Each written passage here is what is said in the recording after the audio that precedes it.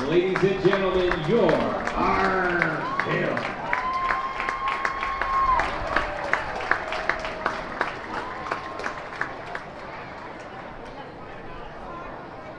Ladies and gentlemen, please rise. Gentlemen, please remove your hats. We invite all active military and all veterans to please salute the flag.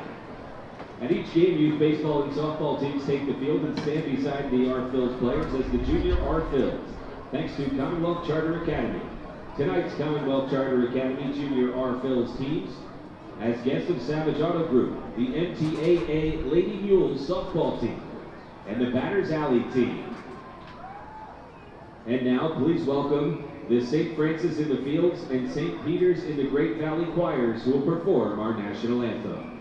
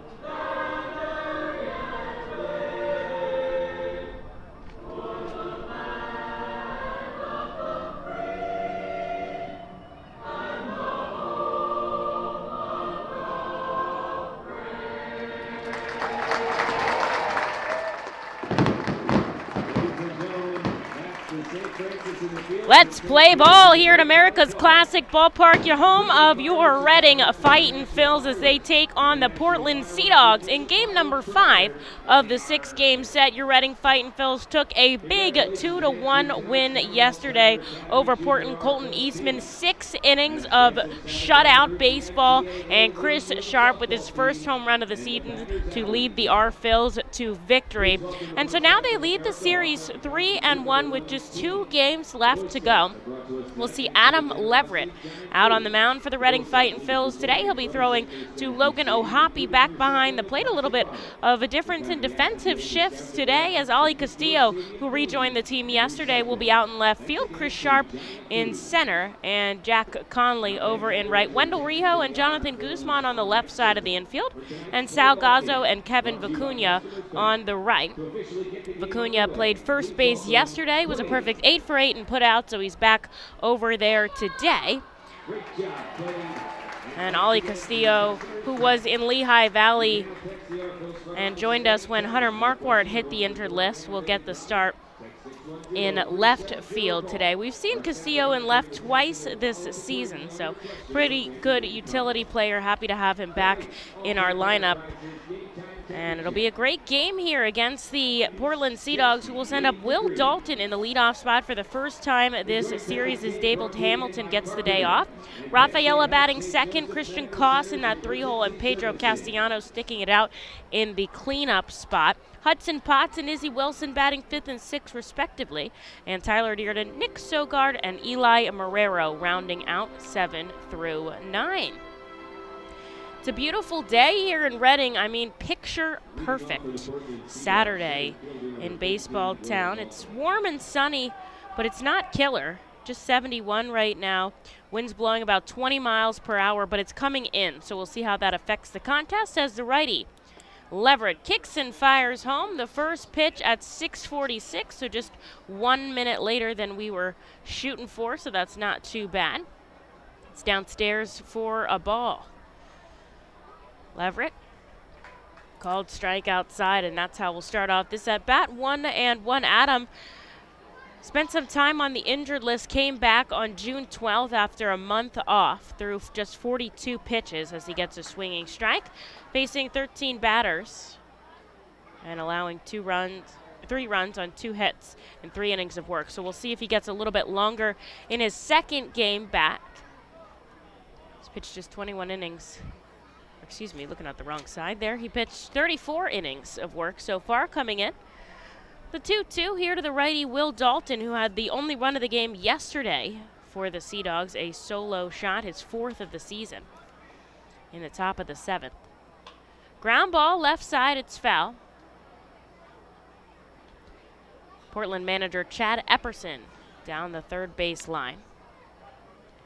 Reading wearing their home pinstripe jerseys today with the matching red cap, the white R fist on the F fist, not R, separate R and F logo. Out on the front, Portland is going to stick it out in their navy jersey tops with the red cursive font lettering and the gray road pants.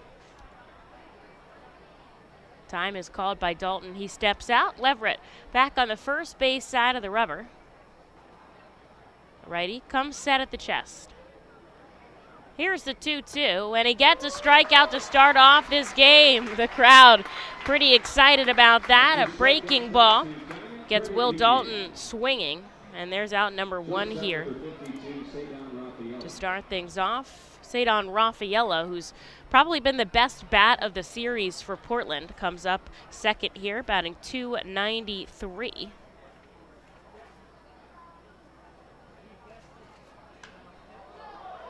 Gets a foul ball into the stands. Leverett's longest out of the season, 5 2/3 innings pitched. 85 pitches, his highest count.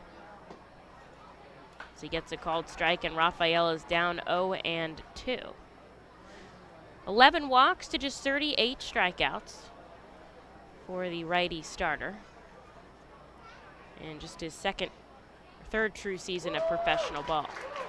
There's a swing and a miss, back-to-back Ks for Adam Leverett, puts 2 outs on the board in the first. He's trying to get through this one quickly and cleanly as Christian Koss comes up in the righty batter's box. Koss yesterday 1 for 4, had a double. Not many hits on either side. Portland had 7, Reading just 6. It's been a very competitive series as Leverett hits 93 with his fastball. These games have been close.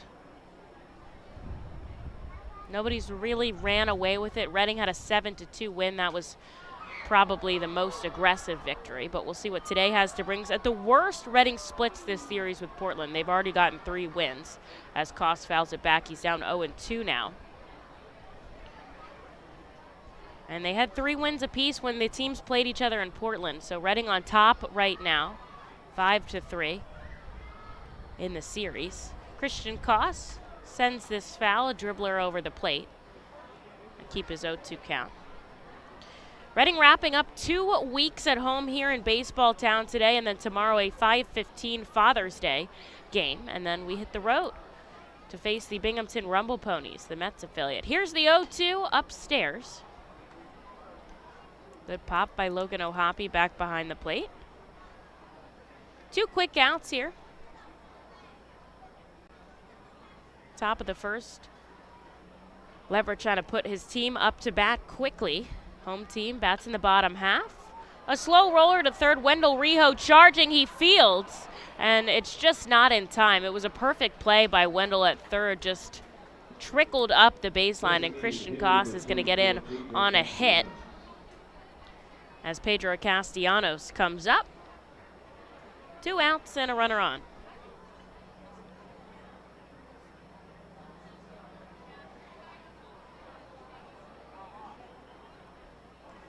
Phillies swept the doubleheader against the Nationals yesterday.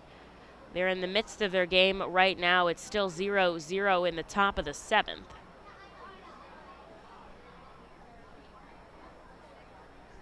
Aaron Nola, 6 innings of just 3 hit balls, 6 strikeouts. As Leverett checks on the runner. Christian Koss has had 7 stolen bases this season. He's only been caught once. Shuffles off the bag at first. Leverett comes home to Castellanos just below the knees. And 1-0 is the count. Got back-to-back strikeouts to start off this frame. Gives a look over to Christian Koss at first. Kevin Vicunia's holding him on, everybody else back deep. Castellanos grounds. Diving is Guzman, and it trickles into the outfield. Coming to third is Christian Koss. And a little bit of a traffic jam on the base pass. Runners on the corners here for Portland in the top of the first for Hudson Potts with 2 outs. Lehigh Valley playing home at Coca-Cola Park against the Buffalo Bison. They are scoreless, just beginning their game in the bottom of the first inning. Jersey Shore is home at That's a 7:05 start, so they've got just a couple more minutes to go. I think Ben Brown is pitching that game. Hudson Potts steps in, takes the first pitch ball. That's Koss on third and Castellanos on first. 2 outs on the board.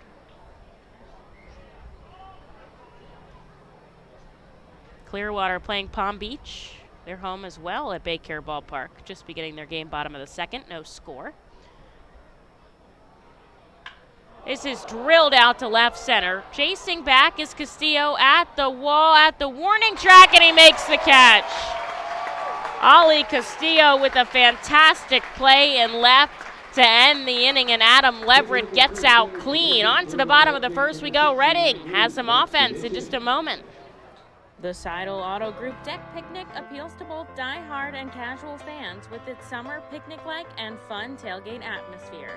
During your picnic, you may even catch a souvenir, as the area is situated directly in prime home run territory behind the left field wall.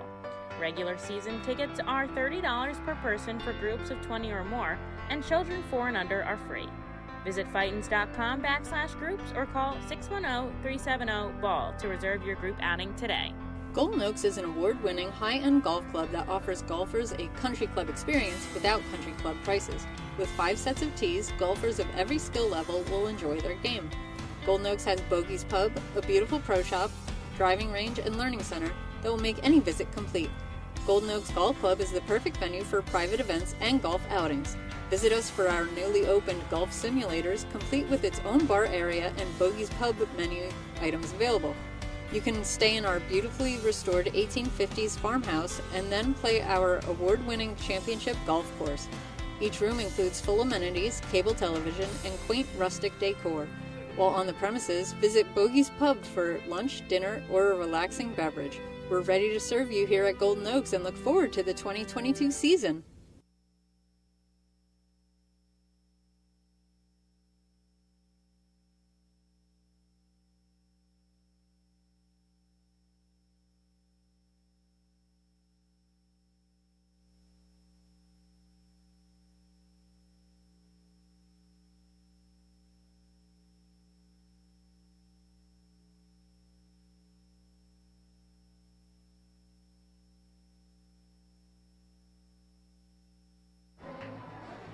A huge play by Ollie Castillo out and left ends the inning clean.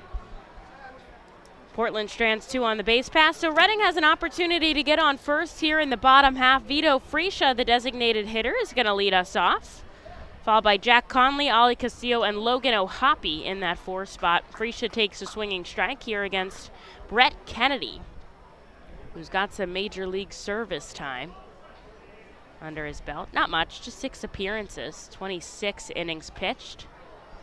As Fresia goes up the first base line, it just gets by first base coach Mike Jones over there. We'll talk a little bit more about Kennedy, but first we'll set the scene for you for the Sea Dogs in the field. He's throwing to Eli Marrero back behind the plate, Tyler Dearden in left, Will Dalton in center, and Izzy Wilson in right. Koss and Rafaela on the left side of the infield, Sogard and Potts on the right. This is the first time we're seeing Rafaela at short, and that bounces off the helmet of Vito Fresia. The trainer, Andy, pops out of the dugout. Just because it hit him in the head, they're going to go over and make sure he's okay. Manager Sean Williams as well, but Fresia's already down at first.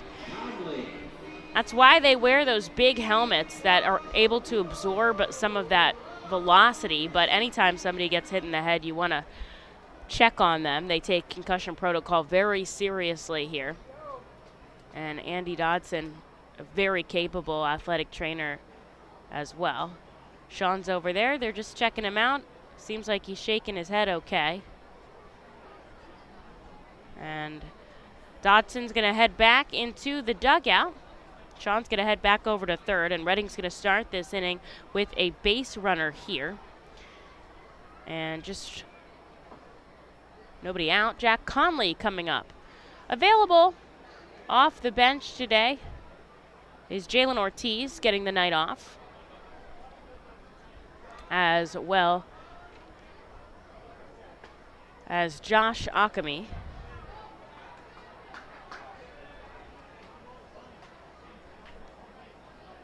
And who am I missing? I'm missing somebody.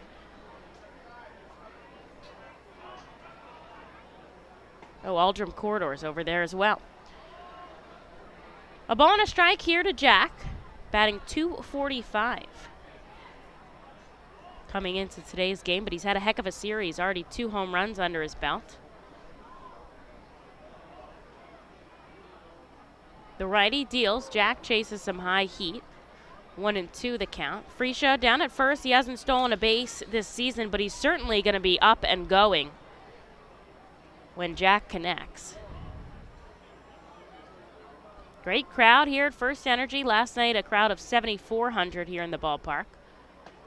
Jack takes a pitch outside, evens the count 2-2. That pool out and right is filled to the brim, as is all our other group areas, the left field deck, the Power Alley Pub, and the 67 Club down the third base line.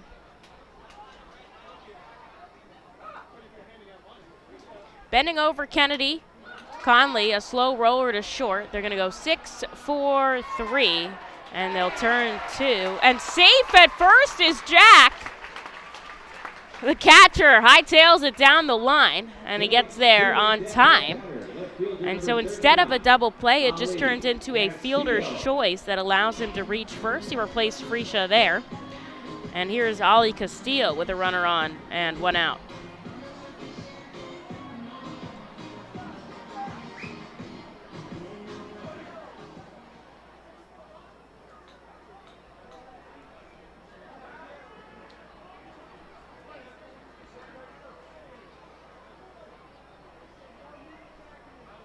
Here's Ali Castillo, who takes a pitch down and away. Castillo was up in Lehigh Valley for quite some time.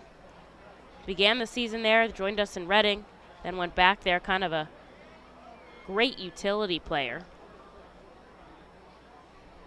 Batting .280 here in Reading as he takes ball number 2 outside. Played in 10 games up in Lehigh Valley, recording 6 hits and 4 RBIs. A wide open stance with a runner on first and 1 out. Chips it foul. And we'll go again.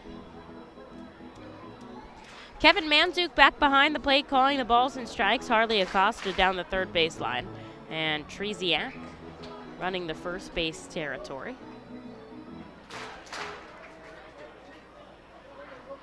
Castillo, no stranger to the Eastern League. We talked about this before. He's seen time in Reading before.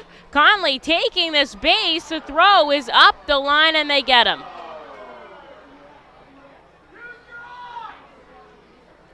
Castillo took ball 3, but Jack Conley caught stealing, puts 2 outs on the board. And suddenly the base pass clear and 2 outs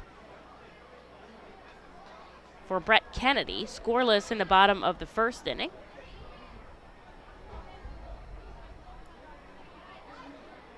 Here's the 3-1. Got a piece of it upstairs, and now the count is full.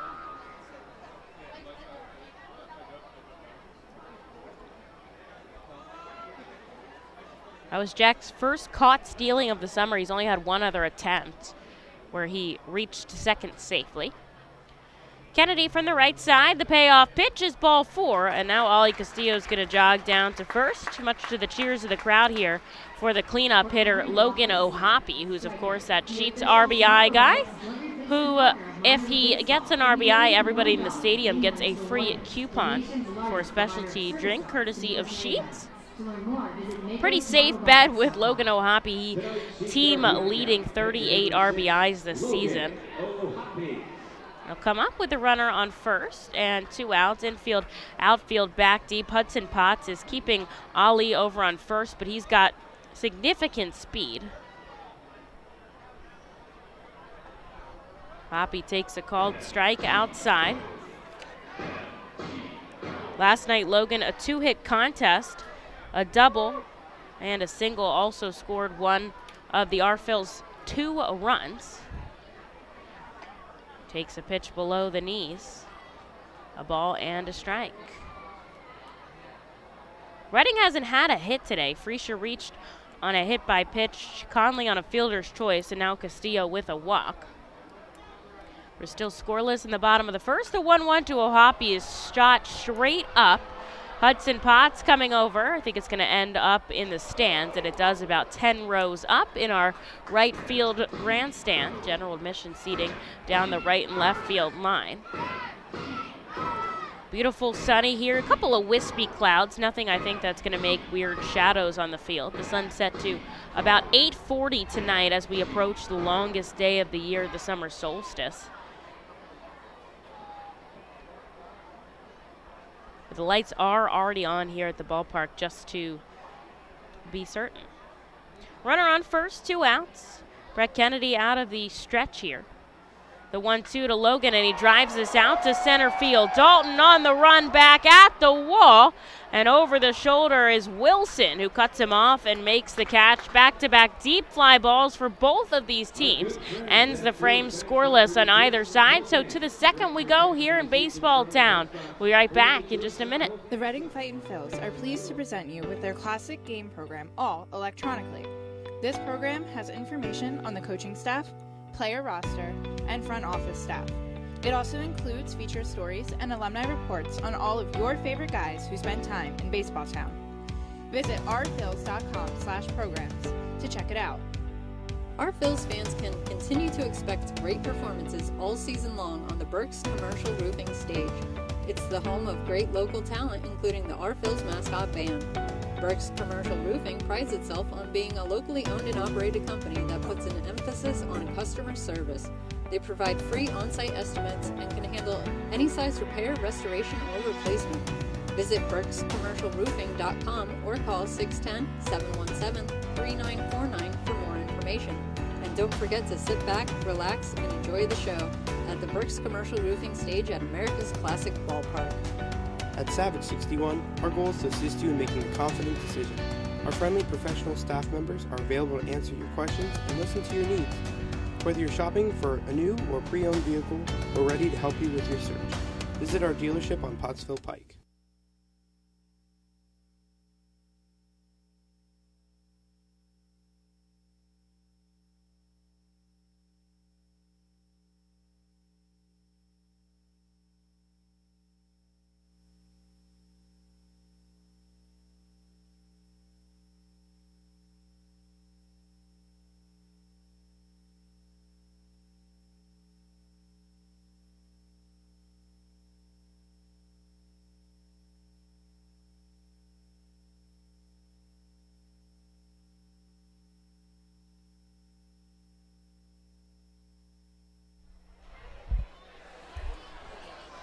Scoreless after 1, so into the top of the second we go. Adam Leverett back for another frame of work. It took Adam just 18 pitches, and Kennedy 18 as well, so pretty even here. He'll see Izzy Wilson, Tyler Dearden, and Nick Sogard to start this off. And I have a special guest with me from Penn State Health St. Joseph. Welcome, Don.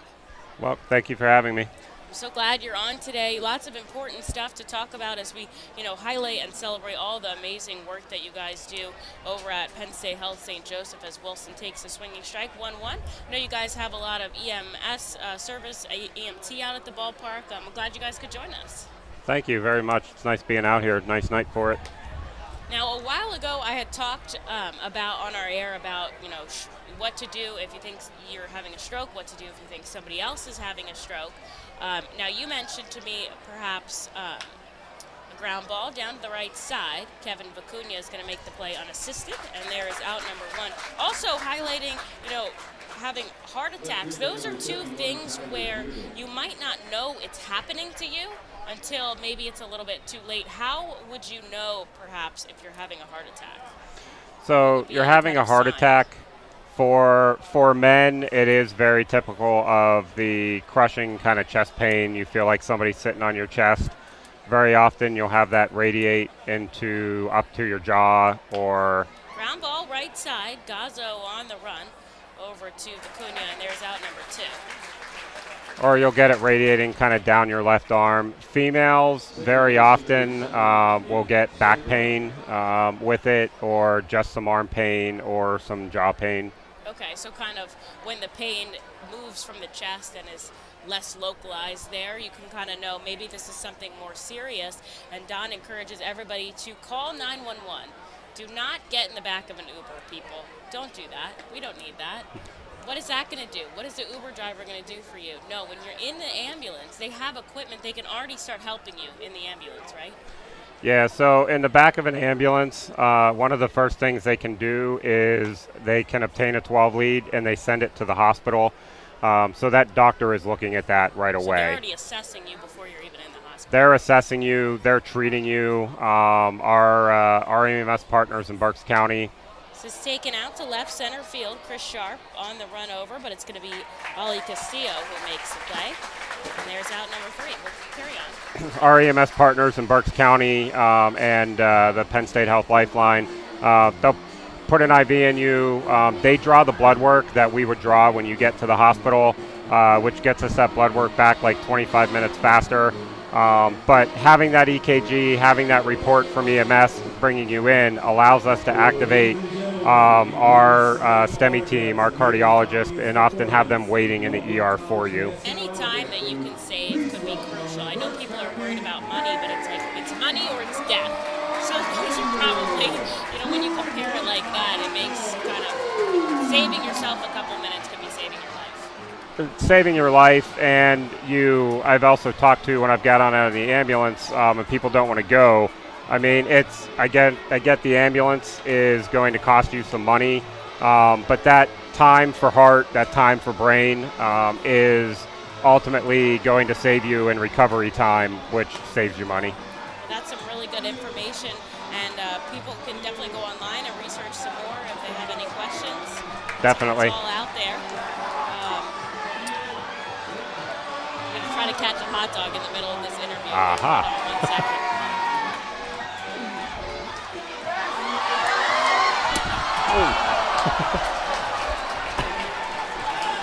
We got one up here. I'm actually going to give it to Don. He gets a free hot dog as a part of this interview. And we're going to wrap it up here, but the most important part, I think, is call for help if you need it, right? Yep, exactly. Call 911. Thanks so much for coming on, and Penn State Health Social for being such a big sponsor of us here. Thank you for having us.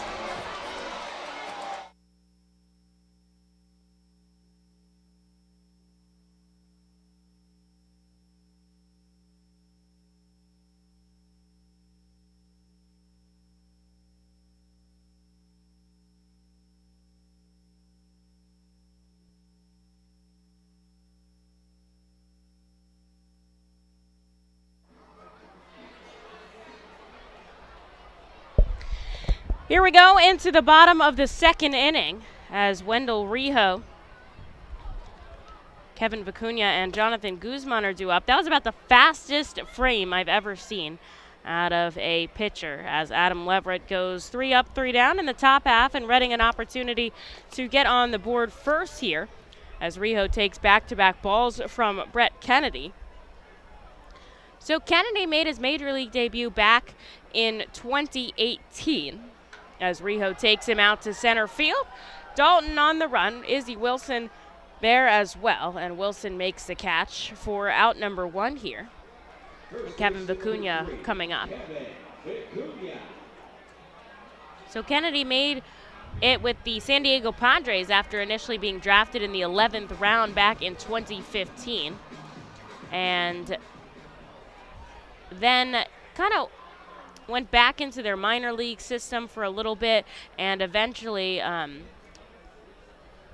was playing indie ball after being released after the end of the season, electing free agency, and he played indie ball for the Long Island Ducks in the Atlantic League to start off this season. 6 games there, 32 2/3 innings of work with a 3 ERA. So he was solid enough for a team to notice, and the Portland Sea Dogs signed him out of indie ball. Kevin Vicuna takes an 0-2 out to right field into the parking lot. Got to be careful if you parked over there.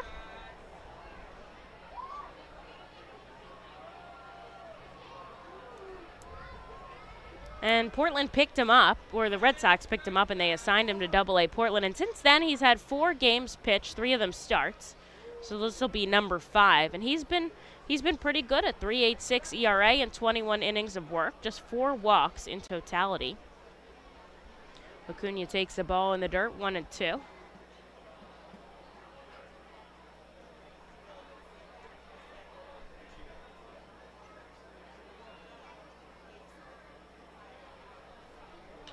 Ground ball left side, it's slow rolling. Koss on the run over to first. And there is out number 2 here for Jonathan Guzman. Shortstop number 4, Jonathan Guzman. So he's had kind of a breadth of experience. I'm certain that the Red Sox liked his, major league appearances that he had. And when he was with the Padres, this is crushed by Jonathan Guzman down the left field line, and it's just foul of that 330 pole in left. He's going to have to right that ship just a little bit, but he's had 1 so far this season. Kennedy, not too far away, was born and raised Pomona, New Jersey, which is around Atlantic City area. Guzman pokes this one the opposite way. And he's down 0-2 with a pair of foul balls. Went to Fordham University.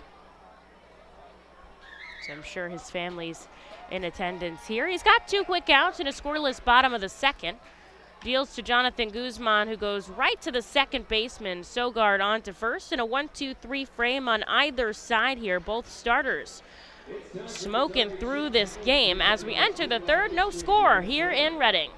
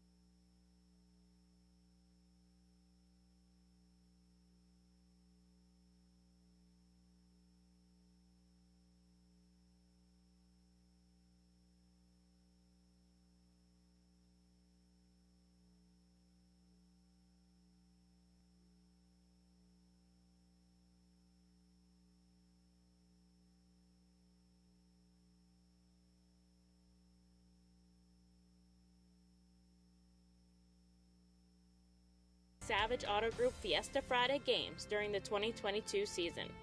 eXp Realty Group and Alex Patansis, where every move matters. Highline Merchandising.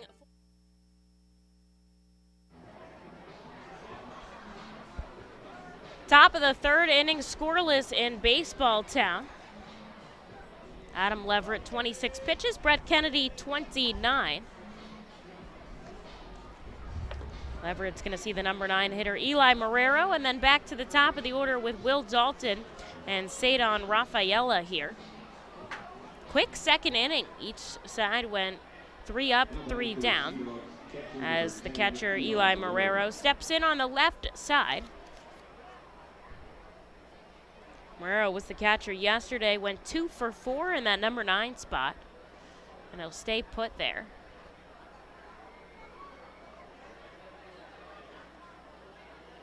Leverett pumps his left leg. Now he comes home inside. 1-0.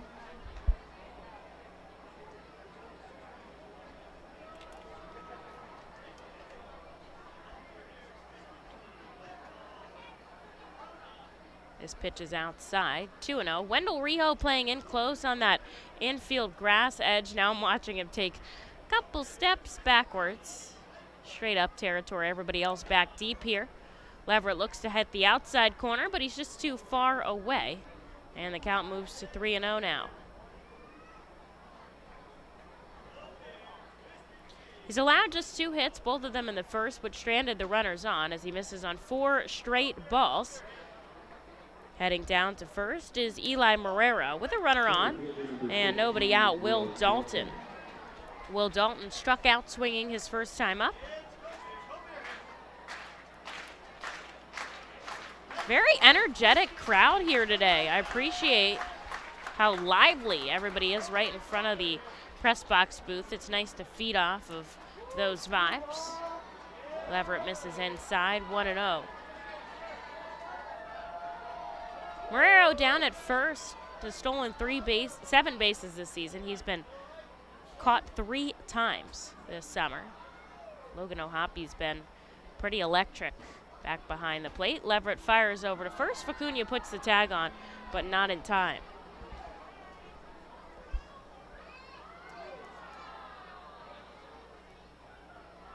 Looks over at first. They'll get 1 more step off per at bat.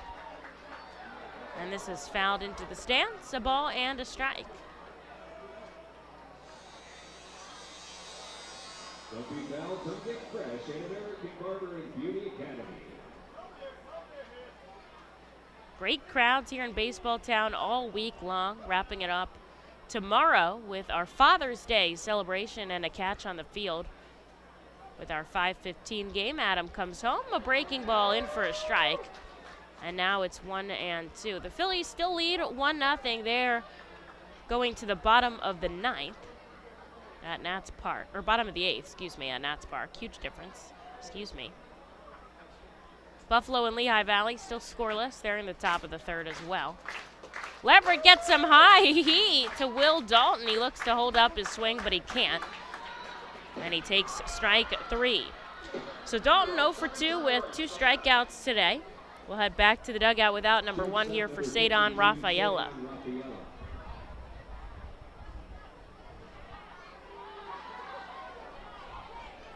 Screwball out in the crowd, revving the fans up. That's our number 1 mascot. Today was Saturday's mascot band as Rafaela lines this in to left field. Castillo dives for it. He can't come up with it. It goes all the way to the wall. Here's the relay throw. Guzman to the plate. O'Hoppy, and it's cut off by Kevin. And a run does score. Sea Dogs lead 1-0. Third baseman number 54, Christian Potts. All the way to second goes Rafaela, and a double scores the first run of the game. He's been all over the Fightin Phils this series. Portland leading 1-0 with 1 out on the board. Here's Christian Koss.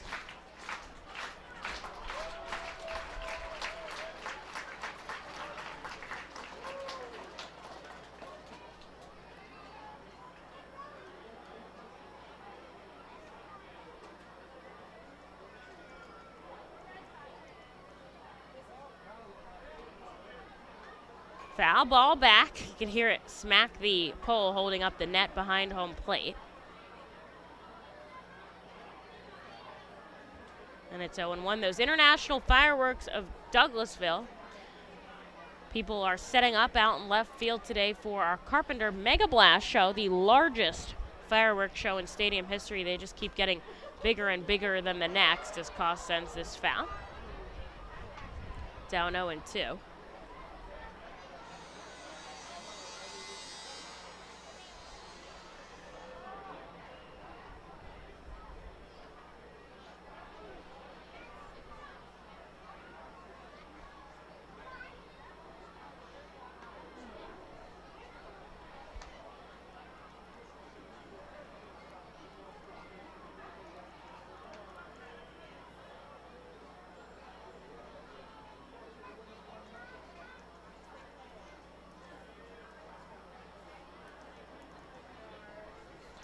1 ball, 2 strikes, 1 out on the board. Adam Leverett working to get through this frame. Only 1 run is scored by the Portland Sea Dogs.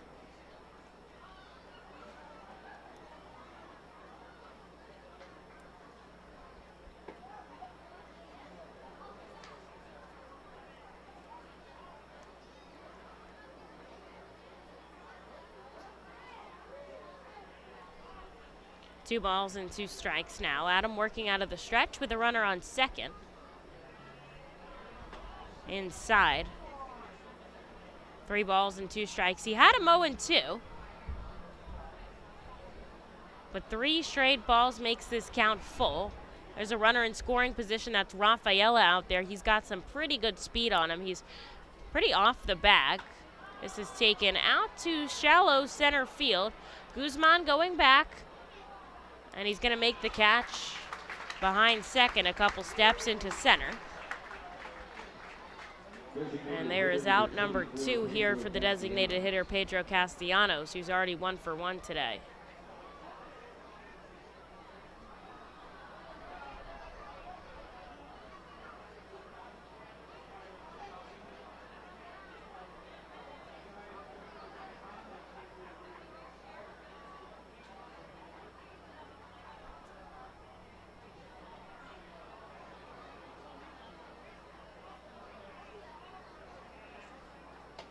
Inside goes Adam Leverett, 1-0.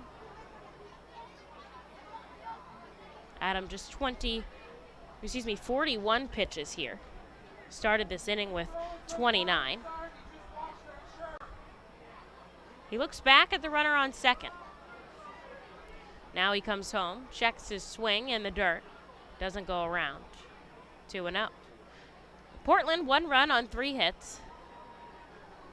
That run was scored on Rafaela's RBI double to play Eli Marrero. Reading has had a base runner, but they haven't had a hit in today's contest. We're only in the top of the 3rd, though. Still plenty of baseball left to go. Leverett kicks and fires. He hits the outside corner there. The umpires in their baby blues today. Don't usually see that on a Saturday. You'd think they'd save them for Sunday.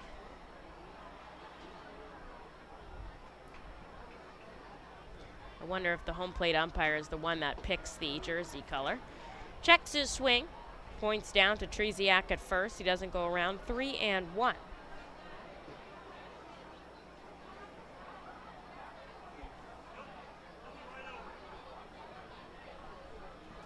Leverett leans over. He gets the sign from Logan O'Hoppe. Still getting the sign. Nope. Stepping out now is Castellanos, thinking he was taking a little bit too long. Leverett steps back on the rubber. Everyone's trying to throw off each other's speed, each other's rhythm. Looks back at Rafaela on second. 2 outs on the board. Here's the 3-1. It falls into the zone. A huge pitch by Adam there to make the count full.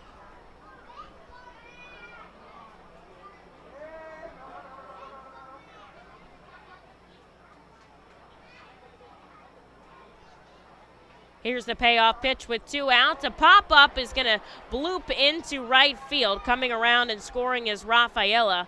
Jack Conley's throw in is quick. That forces Castellanos to stay at first, but an RBI single plates another run for the Sea Dogs. They lead 2-0. Here's Hudson Potts. Flew out very, very deep and very, very sharp to left field his first time up to end the inning. He'll come up with 2 outs and a runner on first here.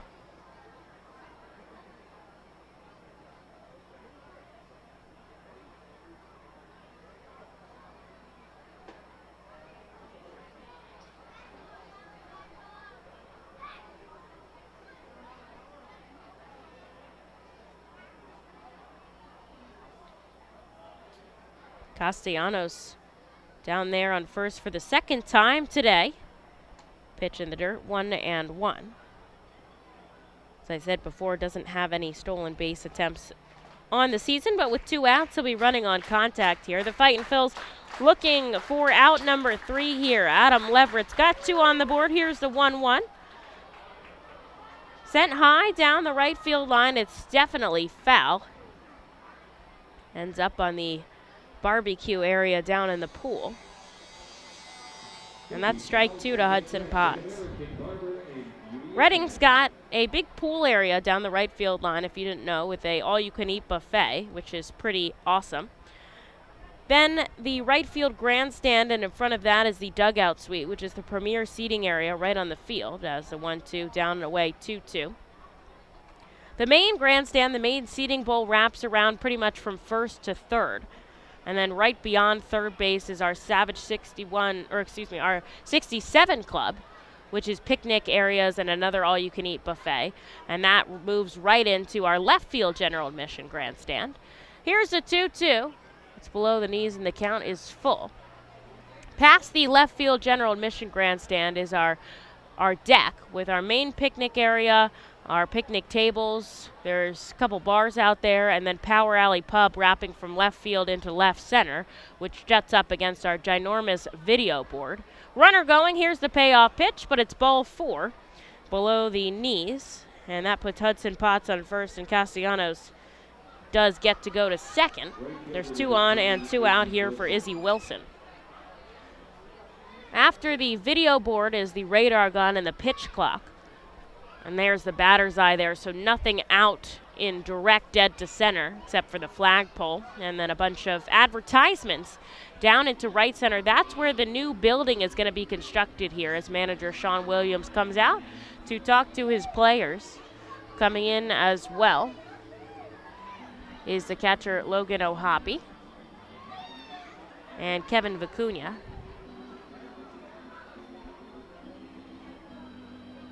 Sean always has some good encouraging words to say and a play drawn up that he knows exactly what to do.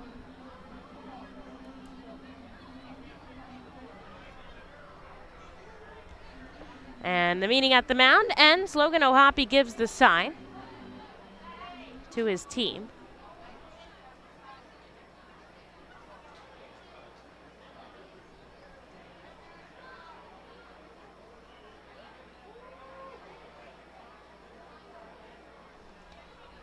And Leverett's going to have to see lefty Izzy Wilson here, who fouls back the first pitch he sees for strike 1.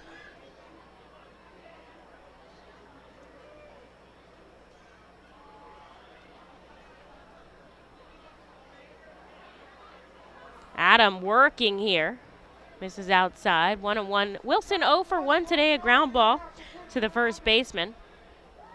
Would love that here with 2 runners on and 2 outs. Portland scored 2 already here in the top of the third, but still a lot of baseball left to go as he gets a swinging strike out of Wilson. 1-2 the count. Wind still pushing in from center field. Not a cloud in the sky right now.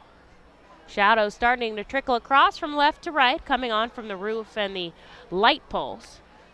But Leverett stealing. Here's the 1-2 into the cattle herder up the first base side. We'll go again. Portland started this off with Eli Marrero walking down to first. A double by Rafaela scored the first run. Pedro Castellanos singled in the next one. And Hudson Potts walked to first for 2 on and 2 out. Here's the 1-2, and he gets Wilson to chase down to his knees. Adam Leverett picks up a big strikeout to get out of the frame, but the Sea Dogs take a 2-0 lead. Reading an opportunity to get some runs on the board here. Bottom of the third in Baseball Town in just a moment. The Reading Fightin' Phils are proud to partner with the Berks County Mental Health and Developmental Disabilities Program. Together, we are striking out the stigma in order to raise community awareness about mental illness and the prevention of suicide. With 3 simple words, "Are you okay?" The hope is to begin a conversation to show Berks County that we care. Suicide affects and hurts everyone, but help is here, and we'll work together to help raise awareness about suicide and identify what we can do as a community to prevent it. People in need of assistance and support should call Crisis Intervention at 610-236-0530. That's 610-236-0530. Berks Immunization Coalition works to provide leadership and education in promoting age-appropriate immunization across the lifespan for all residents of Berks County. This is a coalition comprised of local physicians, nurse practitioners, school nurses, immunization coordinators, immunization advocates, and pharmaceutical representatives working to encourage continuity of immunization through medical resources. They focus on educating both the community and the providers. For more information, please visit www.immunizeba.org. Click Local Coalitions.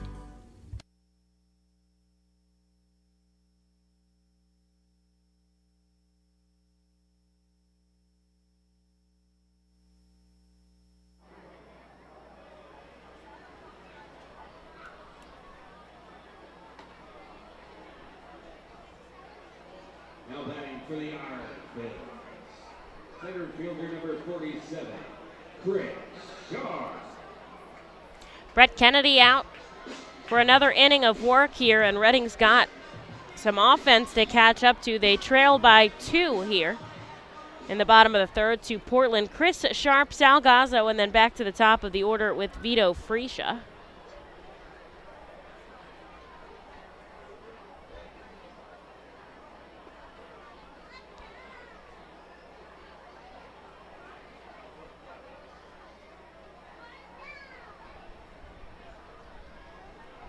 Sharp had his first home run of the season in yesterday's contest. Takes a first pitch strike and then a ball.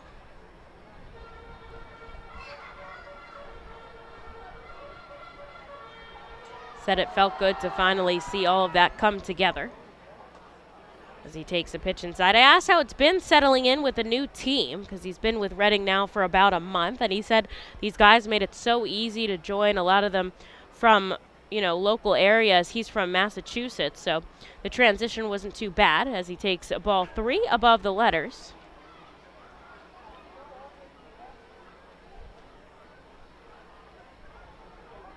I'm glad to hear that. I'm sure it's tough to move organizations.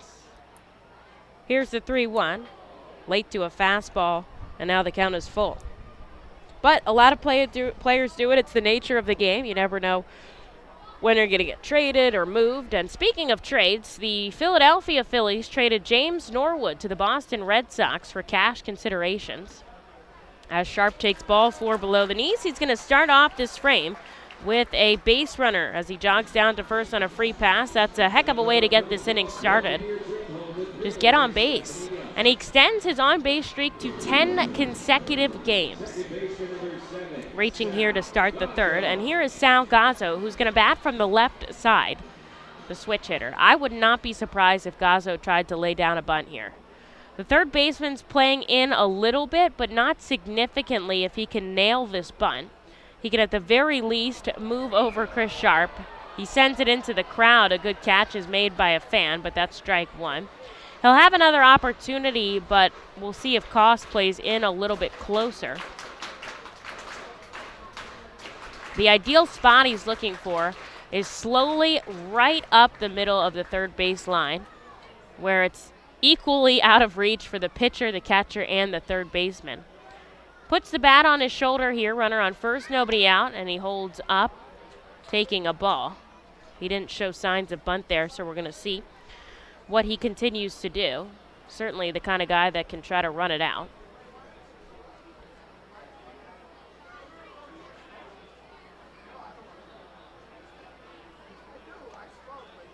Outside. 2 balls and a strike.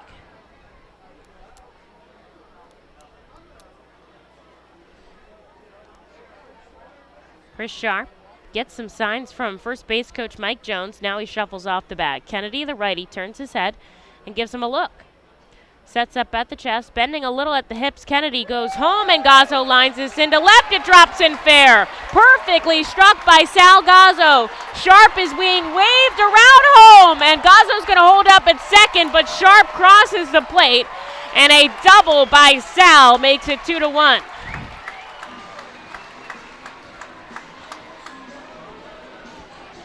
Just ropes that right up the left field line, and it gets stuck in the corner for Tyler Dearden. And Sharp, so swift, is able to cross the plate, cutting Portland's lead in half. Back to the top of the order we go with Vito Freesia.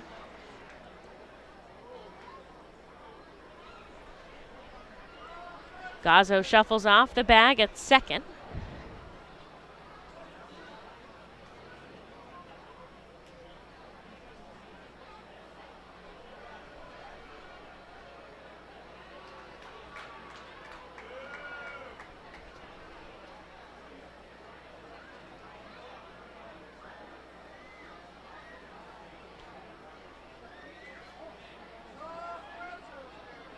Freesia steps in.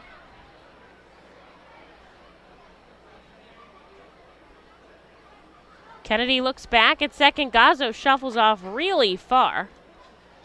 Pitch comes in the dirt. Good block there by Marrero. He was really putting in the work yesterday back behind the plate to not let anything go by him in such a close contest. Today, at least early on, it looks to be similar.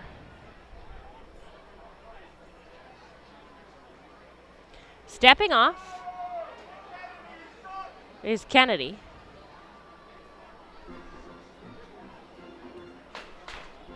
The second baseman, Sogard, is really holding him on here with the righty batter. He'll be responsible as Rafaela is back deep.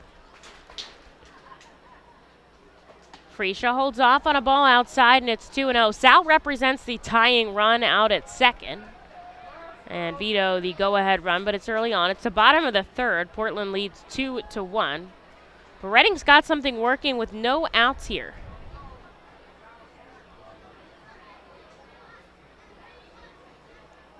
Freesia takes ball 3. Keeps that bat on his shoulder. And he's in a good position here. I don't think he'll take a cut with the 3-0. But we'll see what Kennedy offers him in a little bit of a jam here. Manager Sean Williams ready to wave around Sal Gazzo. And there's a called strike at the knees, 3-1. Kennedy up to 43 pitches here. Both of the starters getting knocked around a little bit in the third. Wind still breezing, the 3-1, and that is ball 4. Freesia takes down and away. And he'll hand the bat over to Jack Conley with 2 runners on and nobody out here. And now there'll be a meeting on the mound as pitching coach Lance Carter and the entire infield comes out. Portland loves to bring the entire infield in. I guess everybody's on the same page there except for those 3 outfielders. Conley's going to come over to talk to Sean for a moment. There is some stretching action going on in Portland's bullpen right now. Nobody's up and throwing as of yet.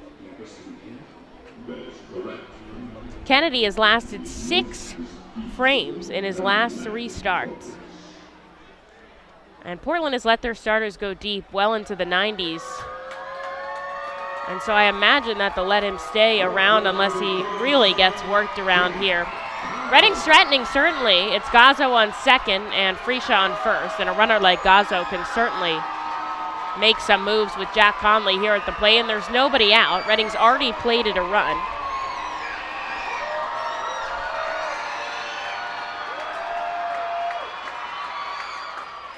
And the crowd roaring for Jack. Looks to show bunt. He takes a ball below the knees. Kind of guy that can try to bunt for a hit. He ran out a double play earlier in this game, but at the very least, he's looking to get that tying run over to third and 90 feet from home. Shadows starting to infiltrate the field, the 1-0. Throw down to second by Marrero. It's all kilter and Gazzo able to slide back in time. It was a strike to Jack. Marrero does the mask and the helmet combo, the old school style, backwards helmet with the unattached mask, not the hockey helmet style. I think all 3 of them have that look going on there for Portland.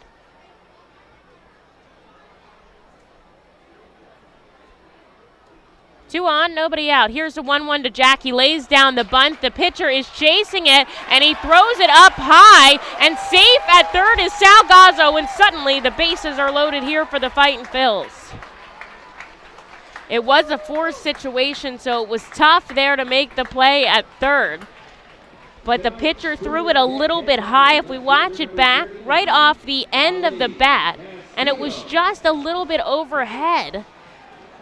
And now, Jack's safe at first on a sacrifice bunt. And here is Ollie Castillo with the bases loaded and nobody out. Reading trails by just 1, so this is going to be a crucial moment in the game. Tie it up and then some.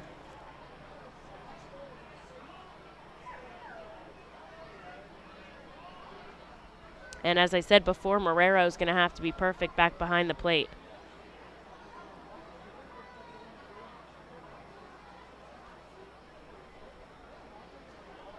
Strike number 1 here to Castillo. He walked his last time up. Castillo is, you can tell he is an adult playing. He's a very great situational team hitter as he takes a swing and strike down 0-2. He's going to look to do what's best for the team. Obviously you want to hit. Obviously you love a home run. But he's going to try to drive this ball into the outfield at the very least to allow Gazzo to come home. He's not looking for a grounder here, something to escape. Goes up the middle, 4-6-3. They turn 2, but Gazzo does score, and that ties up this game at 2 apiece.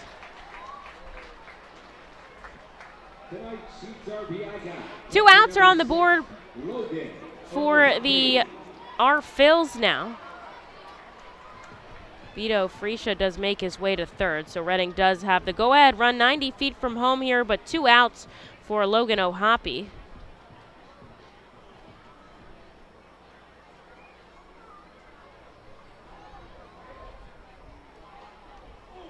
And he wears it. O'Hoppe wears it in the hip. And he heads down to first on the second hit by pitch today from Brent Kennedy.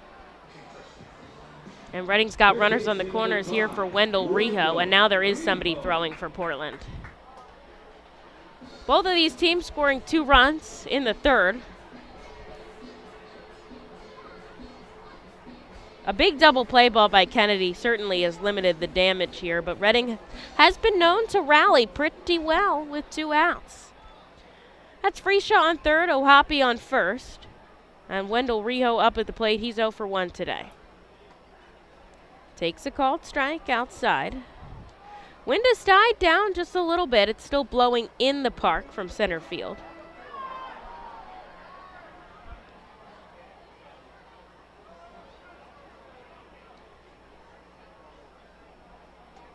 A wild swinging strike on a 93-mile-an-hour fastball makes it 0-2 with 2 outs.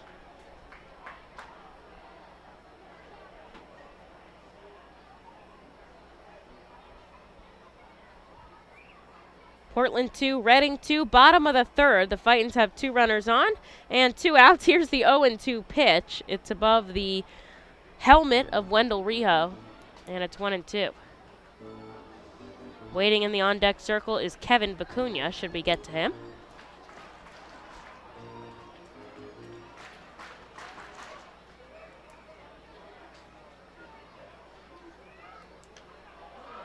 Pop up into the stands. Crowd anxiously waits for it. And it keeps a 1-2 count.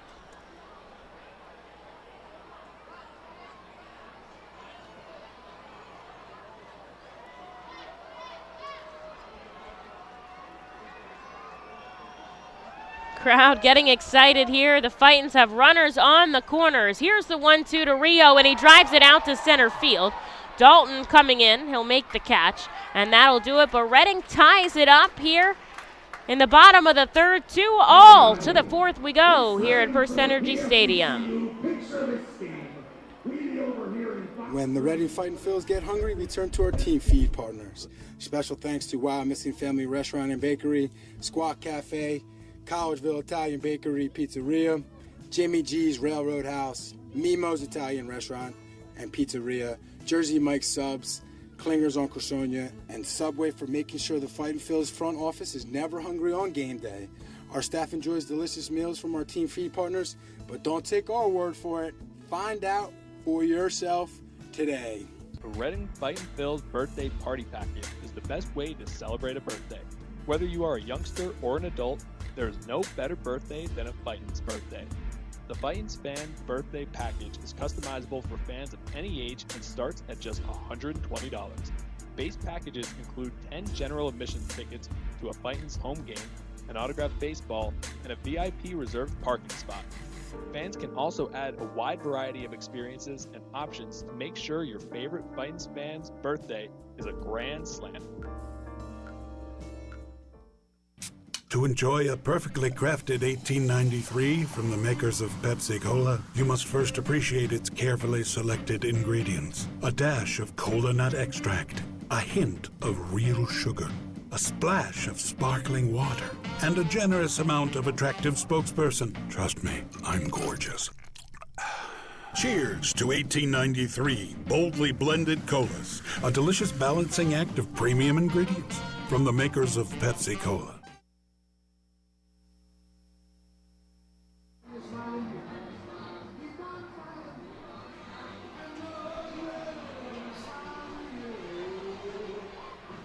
Reading plates 2 runs in the bottom of the third. Sal Gazzo drives in Chris Sharp, and Ali Castillo grounds into a double play, but it brings home a run. So we're 2 apiece in the top of the fourth inning. Adam Leverett's going to stay out for the Fightin' Phils.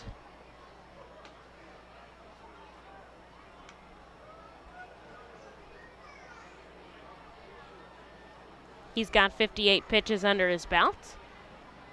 And he sends a first pitch strike to Tyler Dearden. The lefty takes a ball down and away. And it's 1-1.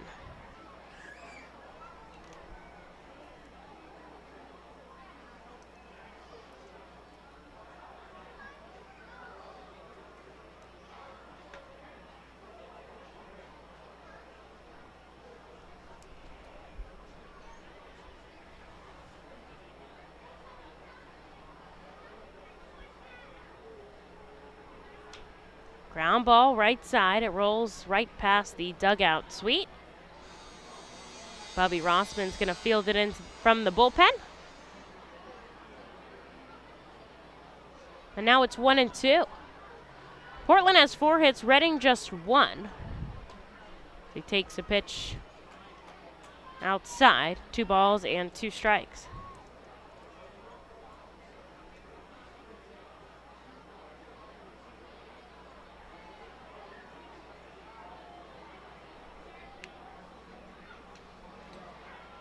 Dearden chases a pitch down and away, but he gets just a little piece of it to stay alive.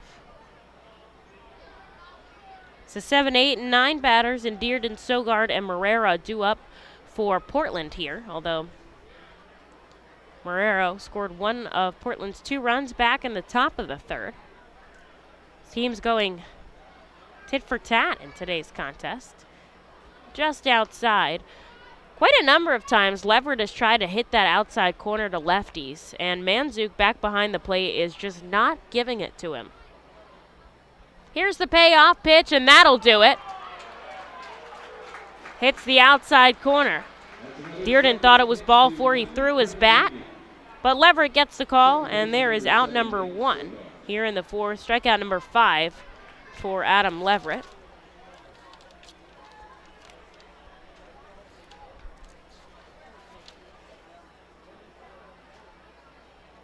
Season high 7 strikeouts. He did back on April 29th, career high 8. So he's working his way there today. Sends Nick Sogard a first pitch strike. He lined out to left his first time up. Leverett goes off speed, but he misses a ball into strike.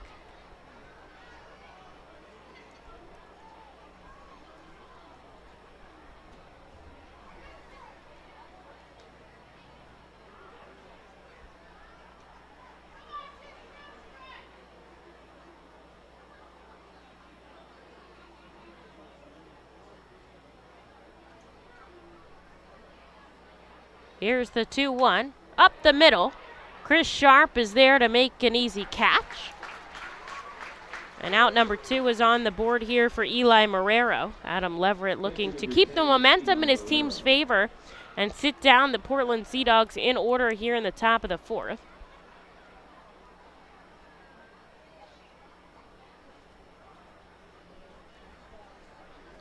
Marrero walked and scored a run his first time up.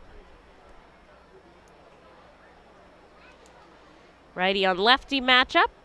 And this time he does hit the outside corner. So right after I said that about Manzuk, he's called back-to-backs on the outside corner.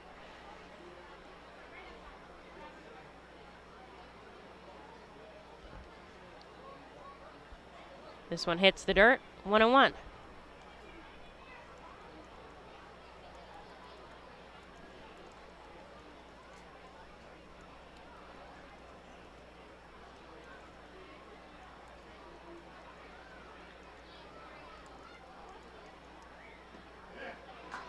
Swing and a miss, and there's strike two. Leverett is really dealing here in the fourth, trying to get out of this frame clean. And quick, too, not to up his pitch count too much. The righty comes set at the chest. Kicks and fires home. It's taken out to left center field. On the run, Ollie Castillo diving, and he makes the catch. Slides right into the ball for a highlight reel play to end the inning. And that'll do it, a 1-2-3 play here for the Fightin' Phils.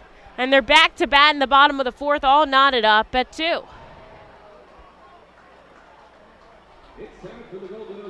Cornwall Manor is an active senior living community on the 190-acre wooded campus in Cornwall, Lebanon County.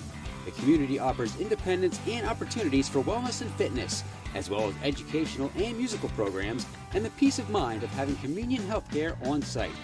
Cornwall Manor offers a range of residential choices from apartments to homes. Prospective residents are welcome to visit us for lunch and have a chance to learn more about the community. More information is available online at cornwallmanor.org. Cornwall Manor, celebrating over 70 years of senior living. The time has come for businesses to grow, to prosper, to innovate, to succeed. Tompkins Vist Bank continues to be a leading lender to companies in southeastern Pennsylvania. We make decisions locally and invest locally, so local businesses can thrive. Call a business advisor today and see how we can help your business grow. Tompkins Vist Bank, locally focused, a world of possibilities. Member FDIC, Equal Housing Lender.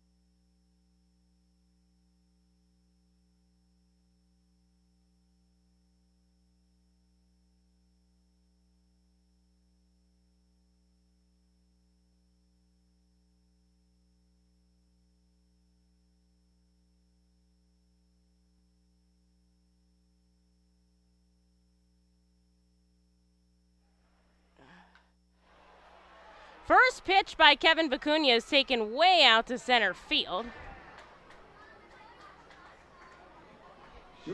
And there is a fly out to start off the fourth. Ollie Castillo laid out for one. I should switch my screen back from black. There we go. Ollie Castillo laid out for one. And that ended the top half, and I really feel like that could be a crucial momentum-shifting play as Guzman slowly rolls this down the third base line, and a tough throw by the third baseman cannot be played by Hudson Potts at first. And Jonathan Guzman is safe over there. Man, a tough day for the official scorer over there with all the calls he's got to make. Luckily, we've got a professional scoring for us today. It was a tough play for the third baseman to make either way, and then he kind of threw it away from the first baseman.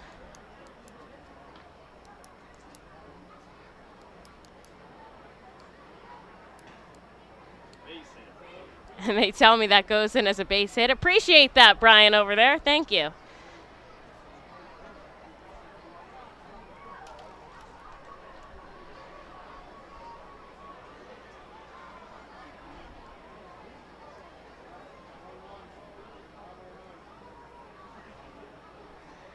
So, runner on first. That's a go-ahead run.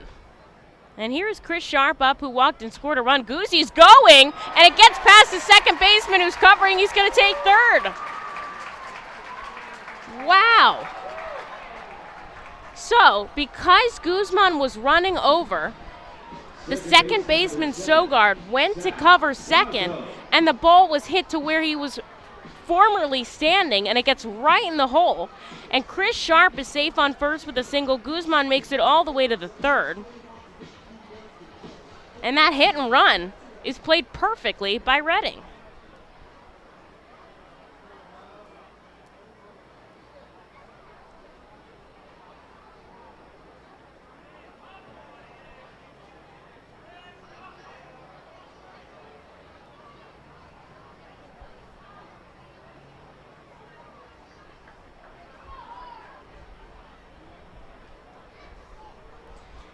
Runners on the corners, laying down the bunt is Salgazzo. The pitcher is going to go over to first, and scoring is Jonathan Guzman. A sacrifice bunt by Salgazzo plates the go-ahead run, and it's Reading 3, Portland 2, and suddenly the game is moving very fast here.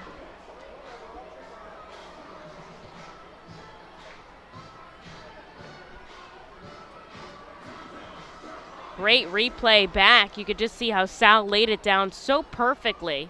And Guzman was up and running almost immediately, coming home.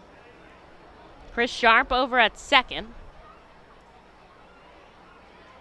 And here's Vito Frisch as we head back to the top of the order. Up the mound, it's deflected. The second baseman sends it over to first, and that will do it here. But Reading plates the go-ahead run off the bat of Salgazzo. They lead by 1. And we go to the 5th here in Baseball Town. The award-winning Reading Hospital Tower Health Character Pool Party provides an unforgettable night out with your family and friends. Enjoy a baseball game while swimming in the 87-degree heated pool directly behind the right field home run wall. Plus, 2.5 hours of all-you-can-eat buffet and photos and autographs with the crazy hot dog vendor and the Fightin' Phil's mascot band. Regular season tickets are $31 per person for groups of 20 or more. Give us a call today at 610-370-BALL. For top flight local jobs, go with who you know. J.P. Mascaro & Sons, a leading waste removal company. To meet today's employment and service demands brought on by the pandemic, Mascaro is upgrading its already highly competitive employee wage and benefit package for drivers, collection crew helpers, and other positions. Call 888-MASCARO, MASCARO, for details. Work for an established local family business committed to its employees. Again, call 888-MASCARO today or apply online at www.jpmascaro.com. Highline Merchandising, formerly Textiles, is your local small business company that provides screen printing, design, and merchandising services for local, national, and international businesses, bands, shows, and festivals, including 7-time Emmy Award-winning show Schitt's Creek and Unsolved Mysteries. Visit our website at highlinemerchandising.com.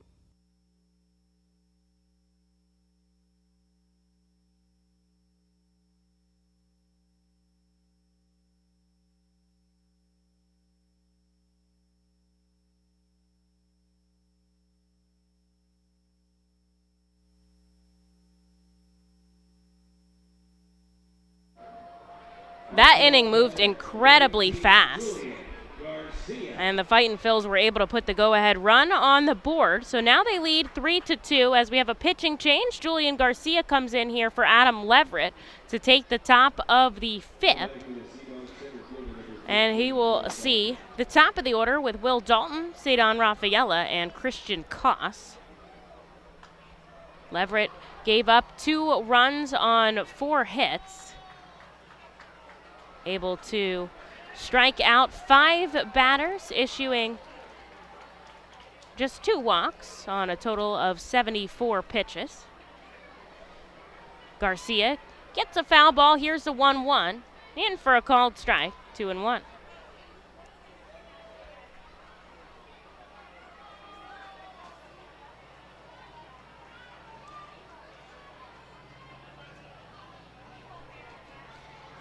Fouled off the bat. He'll keep his 1-2 count. Portland 2 runs on 4 hits. Reading 3 runs on 4 hits.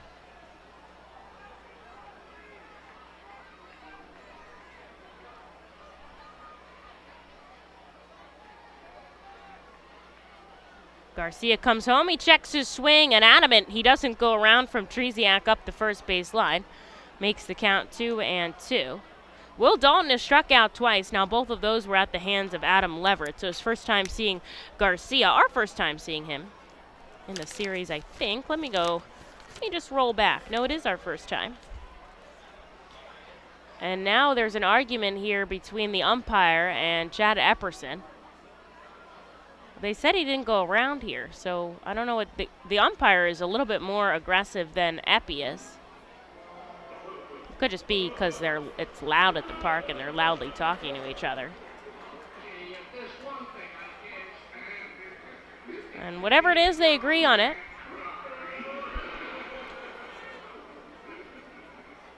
Here's the 2-2.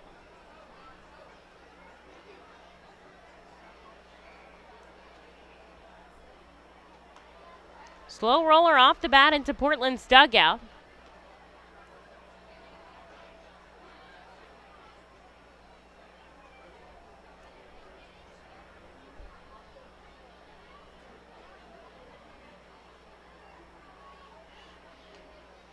He gets another piece of it. It rolls up the first base line, and Garcia has to battle here in his first at-bat, pitch number 8. Coming in just a second. Fans, thanks so much for joining me. This has been an eventful series. It's competitive between this Phillies and Red Sox AA affiliate matchup. The Fightins lead 3-2 here. Garcia looking for the first out of the 5th. Comes inside to Will Dalton. That was a little bit aggressive to fall back there. Wasn't that far inside. We saw Vito Friscia got hit in the head. He didn't fall down. So Dalton comes back in with a full count here. Garcia fires, it's way high, and that is ball 4. So Dalton's going to take first on a free pass to begin this 5th, and that's the tying run. That's going to go down there. Attention media, here's the pitching line for number 23, Adam Leverett. 4 innings, 4 hits, 2 runs earned, 2 walks, 5 strikeouts, 18 batters faced. Shuffling off the bag is Will Dalton. He's had 3 stolen bases this season.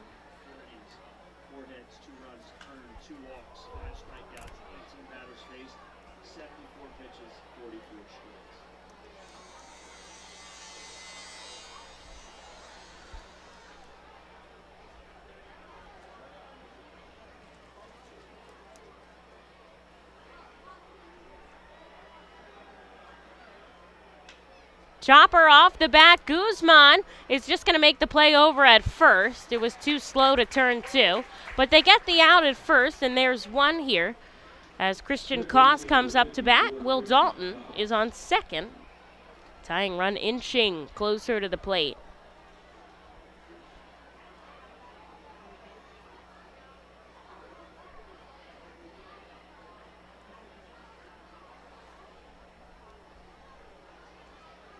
Garcia takes a deep breath before he comes set on the third base side of the rubber. He looks back.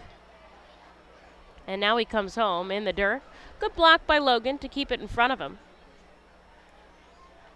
Shall we check around the system?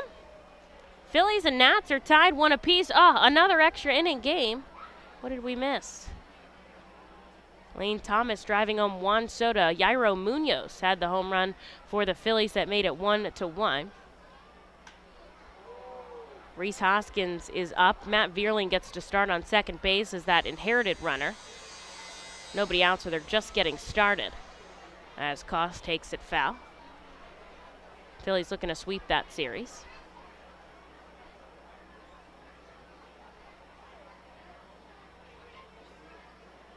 Garcia looks back at the runner on second. Here's the 1-1.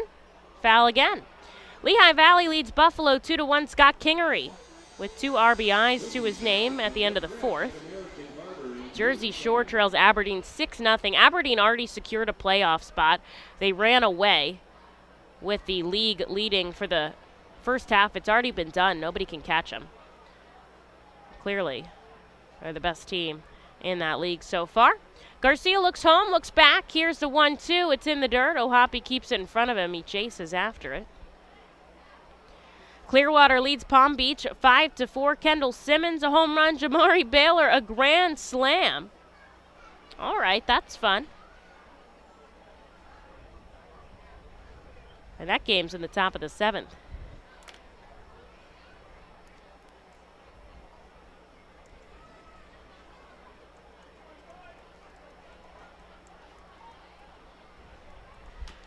Up the middle, making the play himself is Garcia.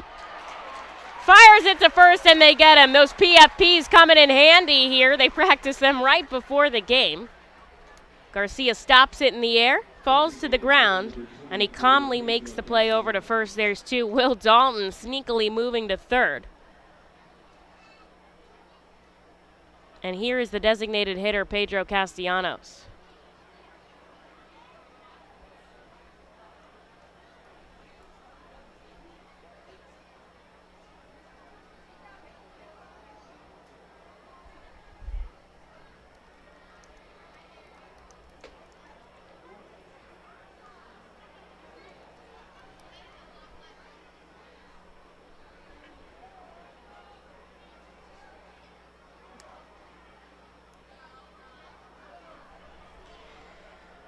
Bat on the chest. The 1-0 becomes a 1-1 as it slams foul.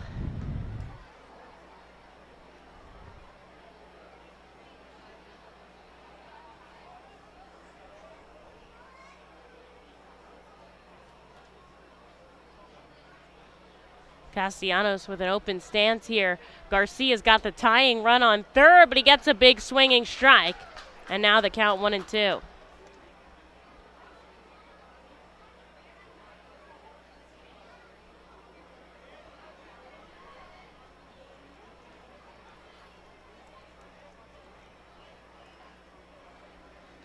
The offering.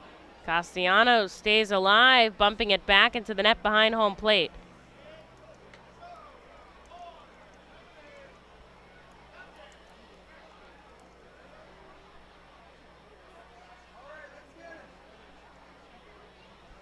Runner on third, 2 outs here, top of the 5th. Certainly has slowed down since the last outing. Castellanos takes this deep to center. Chris Sharp bumping back a couple steps. He'll make the catch, and that will do it. A runner gets all the way to third, but Garcia strands him and ends the frame clean. To the bottom of the 5th we go in Baseball Town. We'll be right back in just a moment.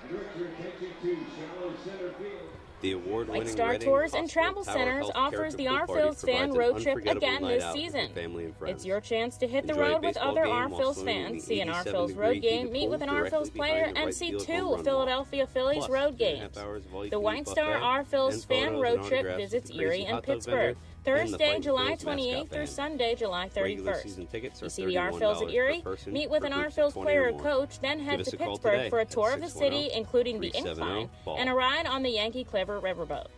You will attend 2 Phillies games versus the Pirates on Friday and Saturday before traveling home Sunday with a stop at the Flight 93 National Memorial.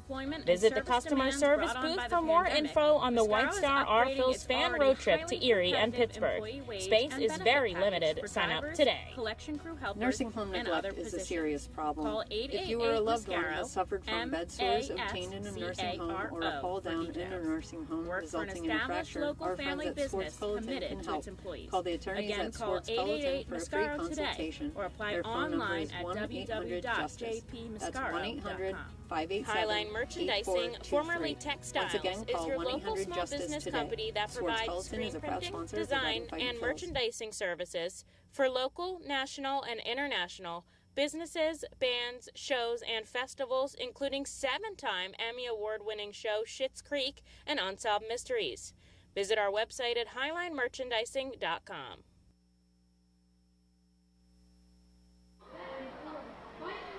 Garcia was able to strand a runner on third to get out of the 5th clean. So on to the bottom half we go. Reading leads 3-2. They're looking to increase upon that.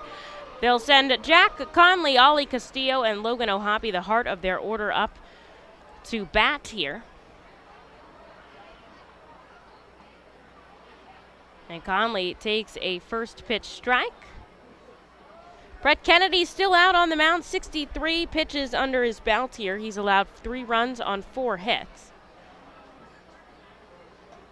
Jack checks his swing, but it's a called strike, down 0-2. He had a bunt single back in the 3rd. I was able to load the bases for the Arphils. Pumps this foul. Play is made by Sean Williams, and he's going to toss it into the stands.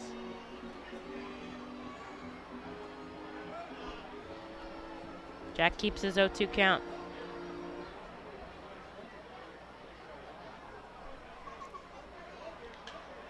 Pokes it the opposite way. It's still foul.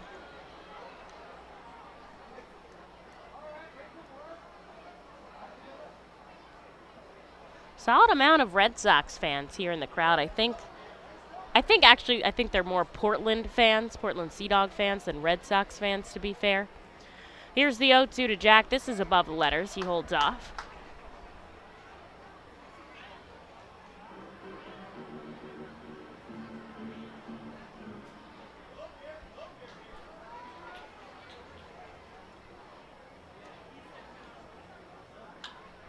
This is a bullet out to left center. Racing over is Dearden, but it's Dalton who makes the catch. And there's out number 1 to start off the 5th.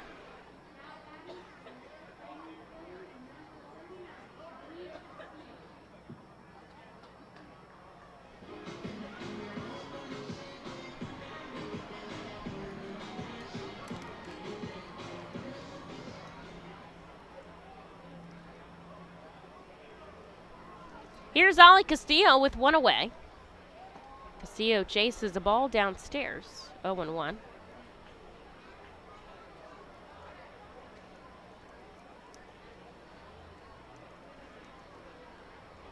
The righty Kennedy gets him to foul this back.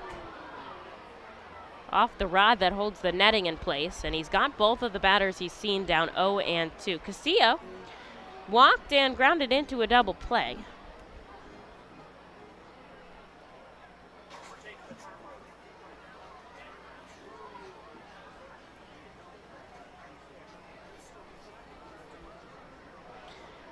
Umpire needs some more baseballs. Bat boy runs it back.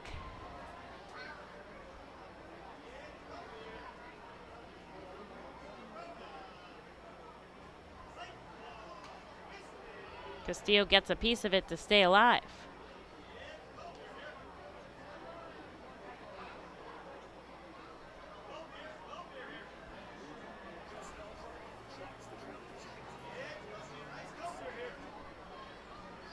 Here's the 1-2. Castillo sends it up at an elevator shaft down the first baseline. Everybody's racing over it. Izzy Wilson tries to make the play. He falls over the tarp and into the tarp crack between the wall. He's okay. He gets back up. Can't make the play, though. That's got to be on the blooper reel. Andy, the video guy, if you can hear me. Blooper reel. Clip. He's okay. He's back and right. A ball and 2 strikes still.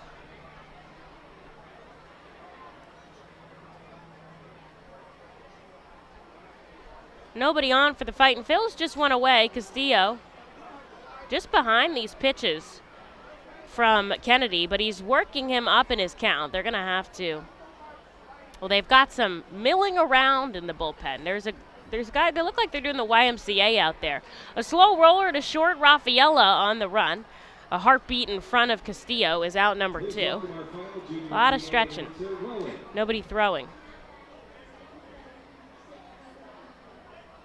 And here is Logan O'Hoppe with 2 away. O'Hoppe was hit by a pitch in his last at-bat, otherwise flew out to right, so still looking for his first time up. Or first hit, excuse me. Did extend his on-base streak to 7 with that HBP. Reading leads 3-2. Both teams have 4 hits here in the bottom of the 5th inning.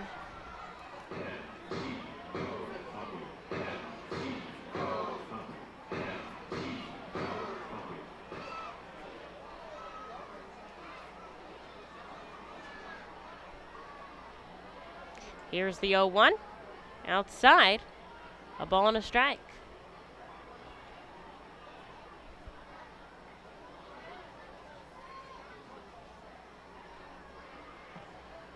Wendell Rijo waiting in the on-deck circle.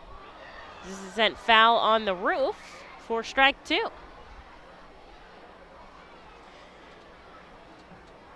The Sea Dogs scored the first 2 runs in the top of the third. Reading bounced back with 2 of their own in the bottom half. And then they were able to plate 1 more in the fourth to take a 3-2 lead. O'Hoppe, another foul ball. This is going to end up in the stands.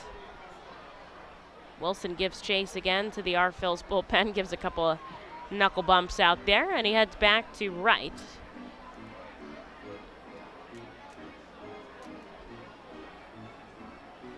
Kennedy up to 80 pitches with that foul ball.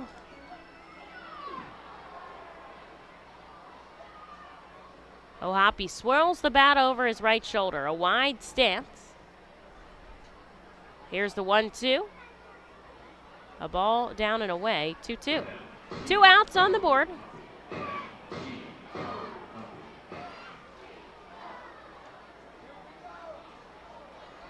And here's the 2-2. Logan, a sky-high pop-up in shallow right field. Wilson coming in. He's going to make the play himself this time.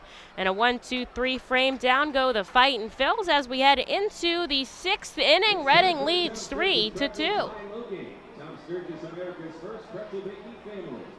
Nursing home neglect is a serious problem.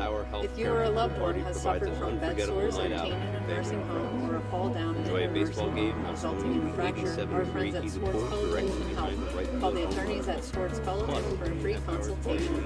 Their phone number is 1-800-JUSTICE. That's 1-800-587-8423. Once again, call 1-800-JUSTICE today. Swartz Fellowship is a proud sponsor of the Reading Fightin. The Reading Fightin Phils are proud to partner with Humane Pennsylvania throughout the 2022 season. Humane Pennsylvania is the region's premier leader in animal welfare and empowers the people in our communities to increase their capacity to care for animals so that all animals are healthy, safe, and treated humanely. Humane Pennsylvania is proud to be a Fiesta Friday and Bark in the Park sponsor. Learn more about Humane Pennsylvania and how you can help build the best community for animals anywhere by visiting humanepa.org. This is the Crazy Hot Dog Vendor coming to you from the radio booth. When I need to get somewhere in a hurry and the ostrich isn't cutting it, I hop on my Harley Davidson, classic Harley Davidson. It's your one-stop shop for all your Harley needs. They have everything you need. Boots, jackets, t-shirts, gloves, mugs. Oh yeah, they have a great selection of bikes too. Almost as good on gas as an ostrich. Go to Classic Harley Davidson for everything Harley Davidson, and I'll see you at Harley Night. Emmy award-winning show Schitt's Creek and Unsolved Mysteries. Visit our website at highlinemerchandising.com.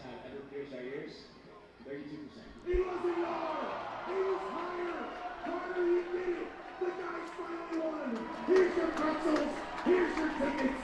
That's the Tom Sturgis Pretzels High-Low game. Into the top of the 6th, Julian Garcia is going to get another frame here. He'll see Hudson Potts, Izzy Wilson, and Tyler Dearden. A fun in-between inning contest just happened. What is the percentage of Fightin Phils players do you think have pierced their ears before? 33%? That's a lot. Potts sends this right into right field on the run in. Jack Conley, he can't find the baseball. He fires it to second, the tag, and Guzzy's got him! A misplay turns into an out as Jack Conley is going to go in as a single for Hudson Potts as Jack Conley let it bounce into him, but he played it off his shoulder and then he couldn't find it. Let's watch it back. So right off the end of his bat, it drops in front of the right fielder, and then it kind of like pops off his glove. He can't find it, but he's got such a good arm. Hudson Potts, why are you running on him? So there's the out at second. He does get credit for the hit, though. And here is Izzy Wilson now with one out. I got to go count Jack Conley's outfield assists now. I want to say it's 7, but I'm going to make sure. Hold, please. 3, 4, 5, 6, and that's 7. So 7 outfield assists for Jack Conley, who has just started to play the outfield this year, which is awesome. Wilson takes 2 quick strikes from Julian Garcia. He takes a deep breath.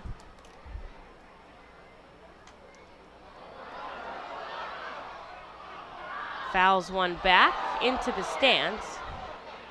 So he loses his bat into the net behind home plate. At least his bat doesn't go flying into the crowd. They're going to give him some pine tar to rub on there. You don't want to see that going into the crowd.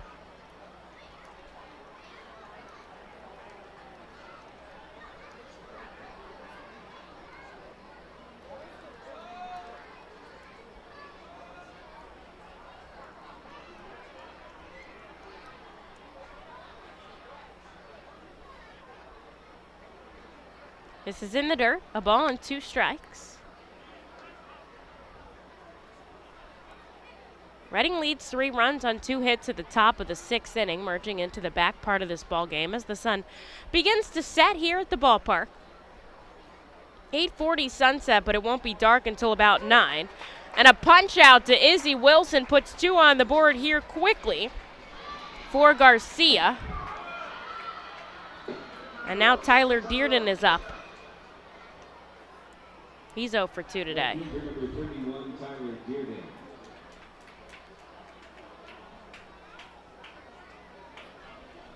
Infield's going to take a little shift here to the lefty. Honestly, Guzman not moving as much as for some lefties. This goes up opposite to Wendell Rio. He fires across the diamond, and Garcia ends up facing the minimum here to get out of the 6th. Reading up to bat in the bottom half. They lead 3-2 and looking for some more. The award-winning Reading Hospital Tower Health Character Pool Party provides an unforgettable night out with your family and friends. Enjoy a baseball game while swimming in the 87-degree heated pool directly behind the right field home run wall. Plus, 2.5 hours of all-you-can-eat buffet and photos and autographs with the crazy hot dog vendor and the Fightin' Phil's mascot band. Regular season tickets are $31 per person for groups of 20 or more. Give us a call today at 610-370-BALL.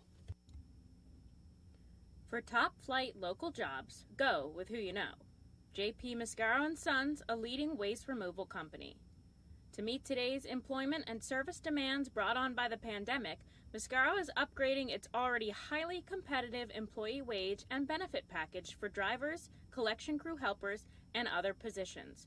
Call 888-MASCARO, MASCARO, for details. Work for an established local family business committed to its employees. Again, call 888-MASCARO today or apply online at www.jpmascaro.com. Highline Merchandising, formerly Textiles, is your local small business company that provides screen printing, design, and merchandising services for local, national, and international businesses, bands, shows, and festivals, including 7-time Emmy Award-winning show Schitt's Creek and Unsolved Mysteries. Visit our website at highlinemerchandising.com.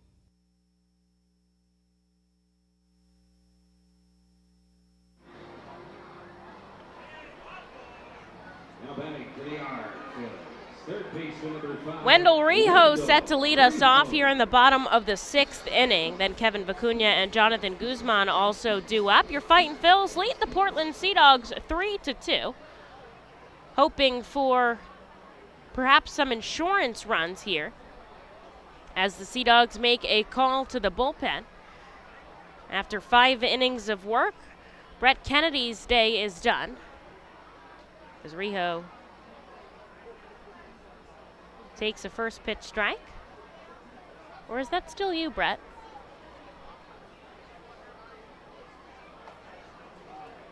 There's a swing and a miss. I guess that's still Brett out there. Yeah, that looks like him. Well, never mind. He's still out there, and he's got 2 strikes on on Wendell Rio. Names. Rio sends this sky high into right. Wilson tracking it over. And there is out number 1. And now I can see the back of his jersey. That's number 13. So Kennedy's still in after 84 pitches here. And he gets out number 1 to start off the 6th. He hasn't allowed a base runner since the 4th. Reading 4 hits, Portland 5 in a very tight contest. The righty sees Vicuna as he goes through the order for the 3rd time. Kevin takes the ball outside. He's 0 for 2 today, a ball on the ground, a ball in the air. That wind has really died down as the sun is setting. This ball is fouled in the stands, 1-1. It was going at about 16 miles an hour when we started. Now about 6, still blowing in. It's kind of gusty, I would say. Vicuna pokes this the opposite way, but it hangs up in the sky a little bit too long. And a line drive into right is out number 2. Wilson getting all the work over there. Shortstop number 4, Jonathan Guzman.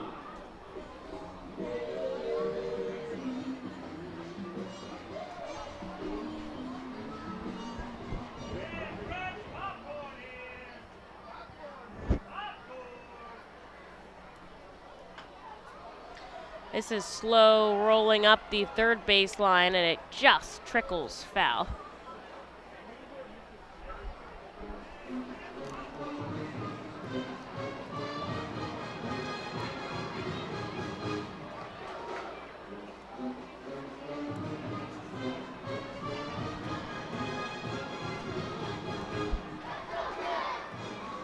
Crowd getting excited here. Guzman walking back up to the plate. 2 quick outs here in the bottom of the 6th. Brent Kennedy reaching 90 pitches here. The 0-1 to Guzman is sliced up into right center.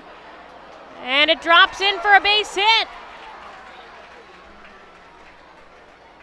Guzman a 2-hit day in the contest as he gets himself on first.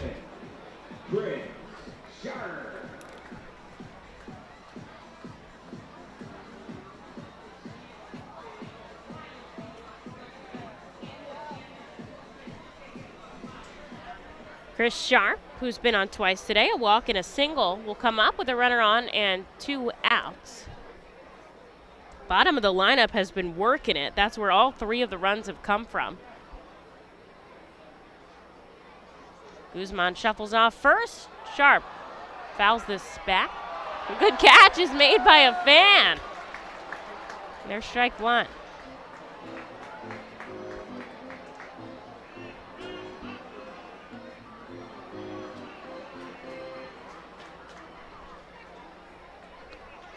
With 2 outs, Jonathan's going to go on contact over there at first. And obviously, the pitcher knows that as he fires over. He's able to slide back in time, though. What a beautiful night. Picture perfect. It really is.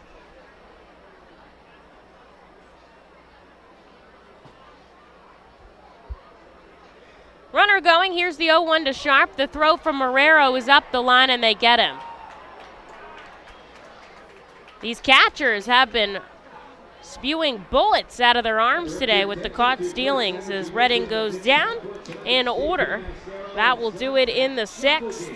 As we head into the 7th, the Fightins lead 3-2. Fightin Phil's the root called Trash Recycling Services. A proven winner, JP Mascaro and Sons. The industry leader for over 50 years. Trust the familiar Mascaro Blue Elephant to provide dependable, quality service for your home or business. That's JP Mascaro and Sons, one of the top companies in its industry. Trash and recycling services for home, business, and industry. We are hiring and have open positions in Berks County. Check our website for open positions at jpmascaro.com or call 1-888-MASCARO. JP Mascaro and Sons, ready to serve you. Berks Packing is a family-owned and operated meat processor located here in Reading, specializing in hot dogs, ham, specialty meats, and more. Berks Packing provides America's classic ballparks with quality products, including the highly acclaimed flat-top grilled hot dog. Join us for Berks Packing Sunday Family Fun Days at Sunday home games all season long at FirstEnergy Stadium.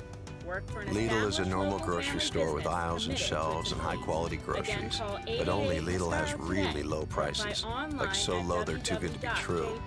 But true. Lidl, suspiciously low-priced groceries. Is a local small business company that provides screen printing, design, and merchandising services for local, national, and international businesses, bands, shows, and festivals, including 7-time Emmy Award-winning show Schitt's Creek and Unsolved Mysteries. Visit our website at highlinemerchandising.com.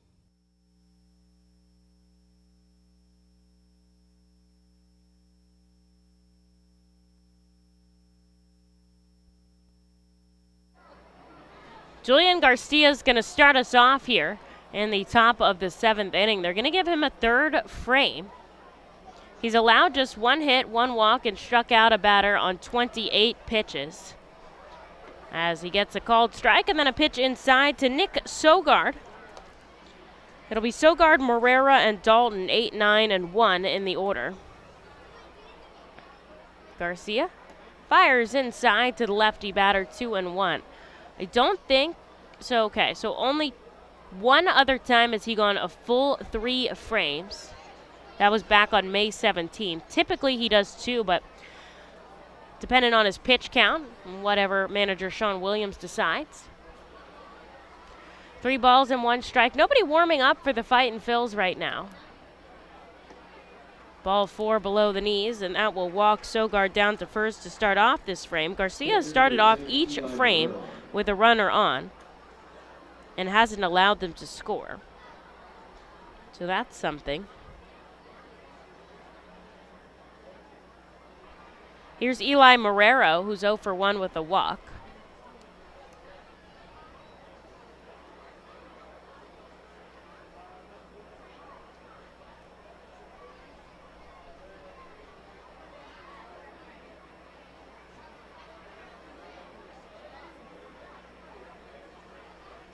Firing over to first is Garcia. Good tag by Vicuna, but Sogard gets back safely. He's had 8 stolen bases this season. Has been caught 3 times.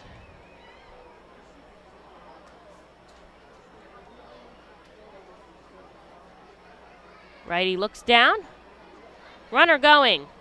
It's fouled back, and the hit and run doesn't quite work out, as Sogard has to go back to first. The Phillies took the win in the 10th to win 2-1 over the Washington Nationals and to take the series. In the top of the 10th, Rhys Hoskins singled home Matt Vierling, who was that inherited runner. Sir Anthony Dominguez got the save, pitching a clean bottom of the 10th.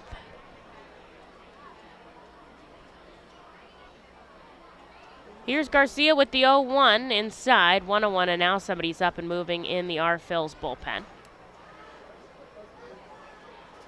Lehigh Valley trails 3-2 now. They're in the middle of the 6th to the Buffalo Bison's Francisco Morales out on the mound. Once again, Garcia is going to go back over to first. And are they saying he balked?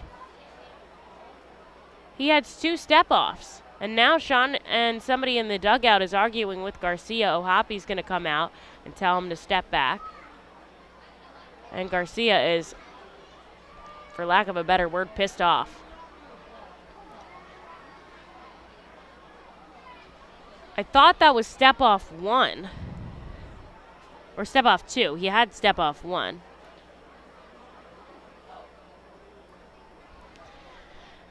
But they're going to send Sogard to second, and that's tough because that, A, is the tying run, and B, it breaks up the double play, and now Garcia misses outside 2-1. This is where he's going to have to stay mentally tough. Something didn't go his way here,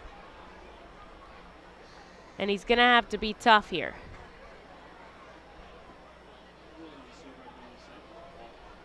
And that is a balk that allowed Sogard to move over, so moved illegally towards the mound before he threw over to first as he misses outside 3-1.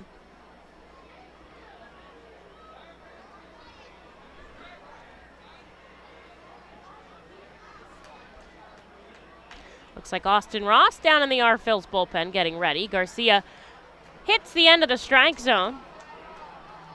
Ready to toss his bat with Sogard, but he can't just yet. The count is full.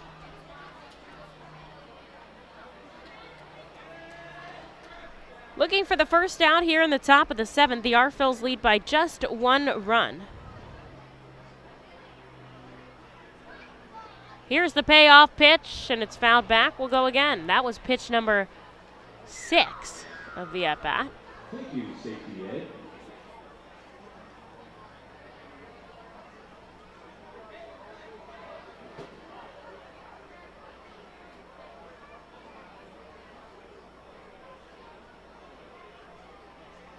Julian looks back at Sogard on second, and now he'll come home with the payoff pitch, another foul ball by Morera. stays alive.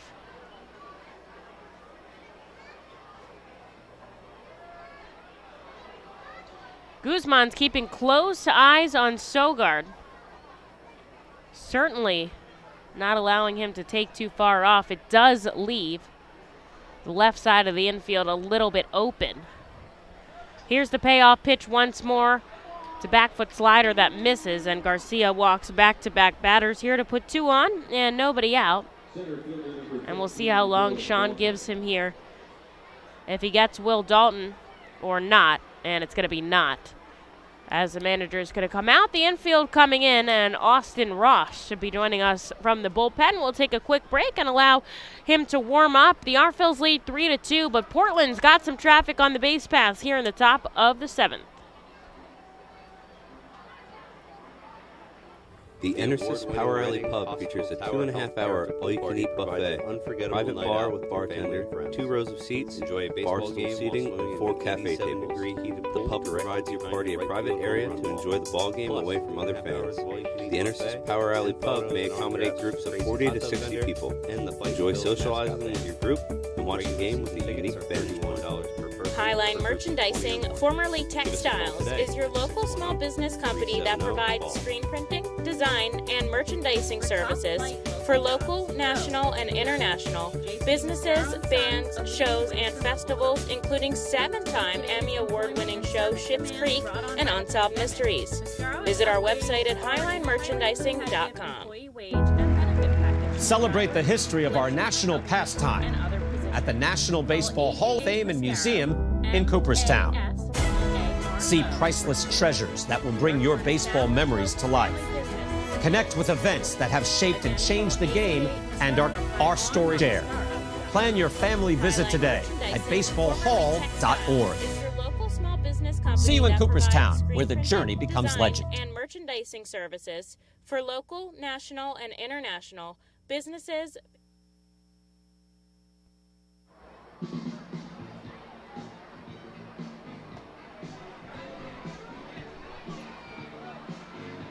Austin Ross is going to come in here for the R-Phils with 2 runners on and nobody out in the top of the 7th. Both of those runners belong to Julian Garcia, so his line is not closed.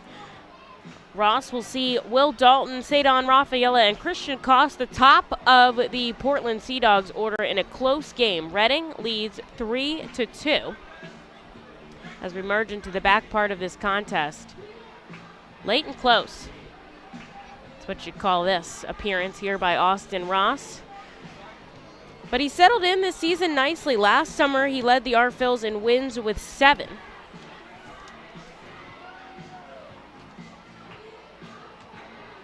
It's 4 for 9 in scoreless appearances and has allowed 4 of 6 runners he's inherited to score. So we'll see what this opportunity brings for him here as he tries to hold this lead for the Fightin Phils with 2 runners on and nobody out. That's a hefty task. He'll see Will Dalton, who's 0 for 2 with a pair of Ks and a walk. Looks to lay down a bunt, but he fouls it back, and that's strike 1. Vicuna and Rijo were up in very close.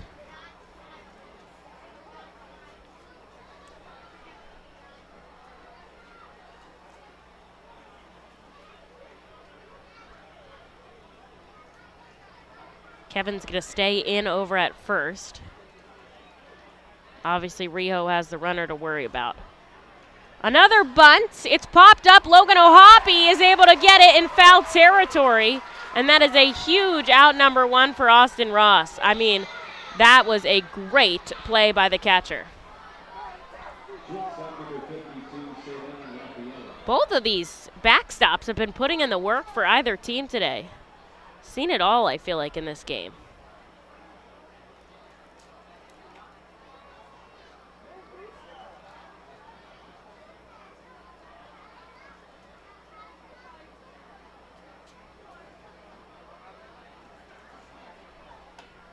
So here's Rafaela,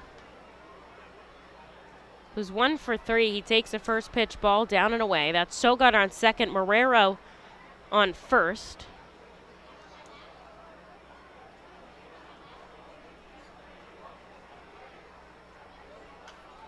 This is a sky-high foul ball. Sun beginning to set here at the ballpark. It's not going to be dark for about another 40 minutes or so. Picturesque here in Reading with the mountains in the background.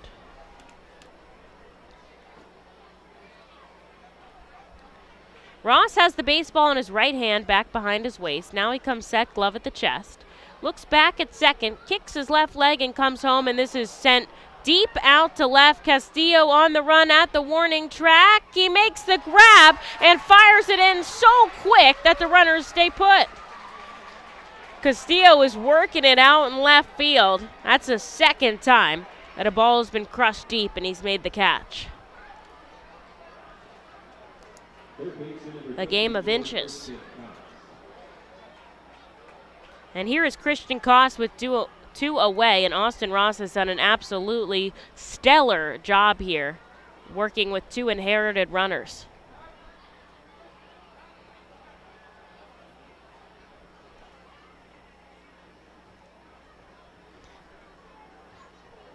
The righty Koss is 1 for 3.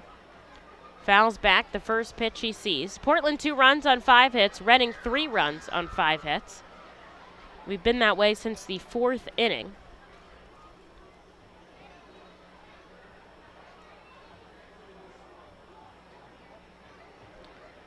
But there's the tying run and the go-ahead run on the base pass here for Austin Ross. He's got 2 outs. He goes high and tight to Koss, who bumps back. A little chin music there.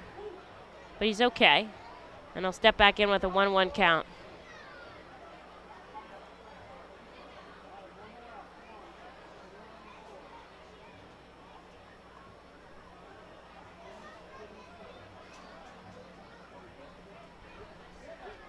This is inside in the dirt. Logan shuffles over.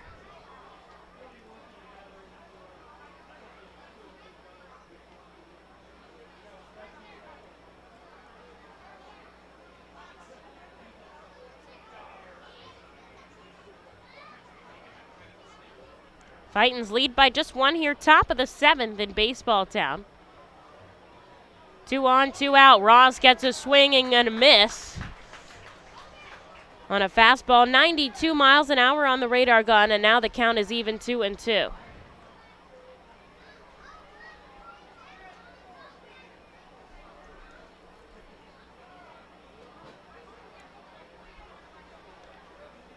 Ross takes a moment, a deep breath. Now he gets the sign from his catcher. Runners take their leads with 2 outs. Sogard on second, Marrero on first. Here's the pitch inside, and it's a full count.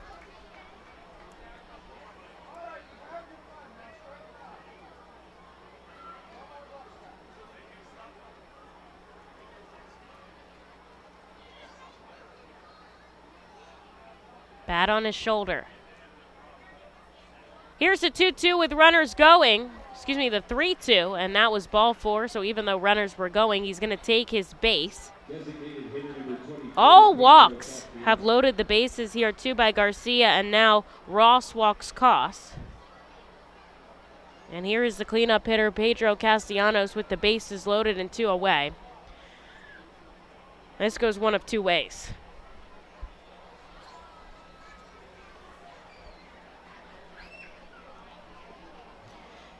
Sogard, Marrero, and Koss left to right across the diamond. The infield, outfield, back deep here to Pedro Castellanos, who's 2 for 3. Takes a pitch inside. It's 1-0. Crowd is really invested in this game.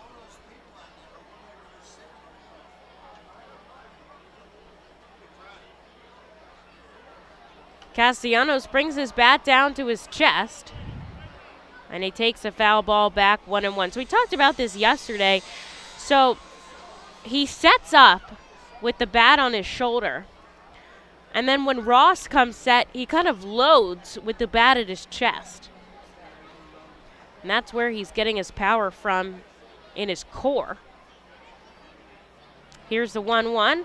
A line drive gets in on the right side. This is going to tie up the game. Here's the throw by Jack Conley. And then some. They're going to try to get Castellanos at second, and they get him there, but 2 runs score. The run does count across the plate, and Portland leads 4-3 now as Castellanos gets himself out at second. He will get credit for the single and the RBIs, but Jack Conley, another outfield assist in this contest, will end the inning. But Portland on top here as we take a stretch time at the ballpark, Reading down by 1 and looking for some offense in just a moment. Nursing home neglect is a serious problem. If you or a loved one has suffered from bed sores obtained in a nursing home or a fall down in a nursing home resulting in a fracture, our friends at Swartz Pelleton can help. Call the attorneys at Swartz Pelleton for a free consultation. Their phone number is 1-800-JUSTICE. That's 1-800-587-8423. Once again, call 1-800-JUSTICE today. Swartz Pelleton is a proud sponsor of the Reading Fightin' Phils. The Reading Fightin' Phils are proud to partner with Humane Pennsylvania throughout the 2022 season. Humane Pennsylvania is the region's premier leader in animal welfare and empowers the people in our communities to increase their capacity to care for animals so that all animals are healthy, safe, and treated humanely. Humane Pennsylvania is proud to be a Fiesta Friday and Bark in the Park sponsor. Learn more about Humane Pennsylvania and how you can help build the best community for animals anywhere by visiting humanepa.org. This is the Crazy Hot Dog Vendor coming to you from the radio booth. When I need to get somewhere in a hurry and the ostrich isn't cutting it, I hop on my Harley Davidson from classic Harley Davidson. It's your one-stop shop for all your Harley needs. They have everything you need. Boots, jackets, t-shirts, gloves, mugs. And oh yeah, they have a great selection of bikes too. But you're almost as good on gas as an ostrich. Go to Classic Harley Davidson for everything Harley Davidson, and I'll see you at Harley Night. Award-winning show Schitt's Creek and Unsolved Mysteries. Visit our website at Highline.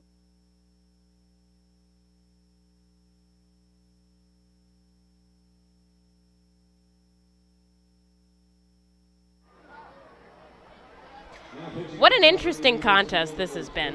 I mean, I feel like we've seen it all. Portland leads 4-3 right now after stretch time at the ballpark. We end up in the bottom of the 7th inning, and finally a pitching change for the Portland Sea Dogs.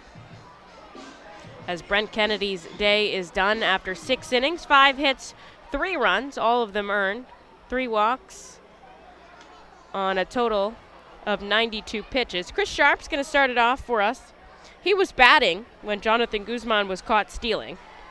So he'll get another opportunity with a fresh count here against Jake Thompson, who comes in after the out of the Alvernia University bullpen. Sharp fouls back the first pitch he sees. Righty, bounced in the dirt, and that evens the count at 1. We did see Thompson back on Tuesday. He pitched an inning and 2/3, 1 hit, 2 walks, 1 strikeouts. They gave him 32 pitches.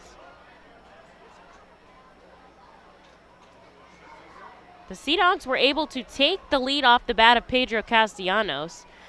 He took second, though, and once again, probably don't run on Jack Conley. And he was thrown out at second.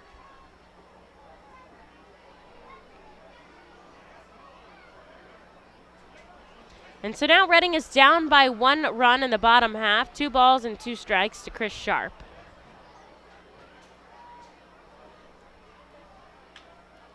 Up the middle, off the glove of Thompson. He has trouble picking it up, and he can't get it. Chris Sharp is safe at first.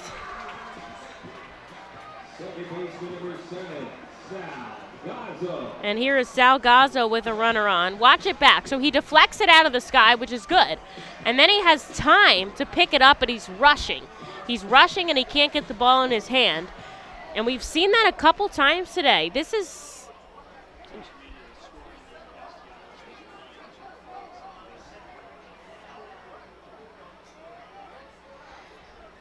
And so safe at first is Chris Sharp. He gets on for the 3rd time today. That's going to be an error by the pitcher. And Reading gets the leadoff runner on here with nobody out for Salgazzo, who's already had an impressive RBI double. Sharp represents the tying run over there on first. Gazzo also had a really good sack bunt today. What a game. Thompson to the lefty batter, sends another one inside, and he leaves 2-0. And now we're going to see a visit from the catcher Marrero out to Thompson. Of course, Sal, the switch hitter, is going to bat from the left side here.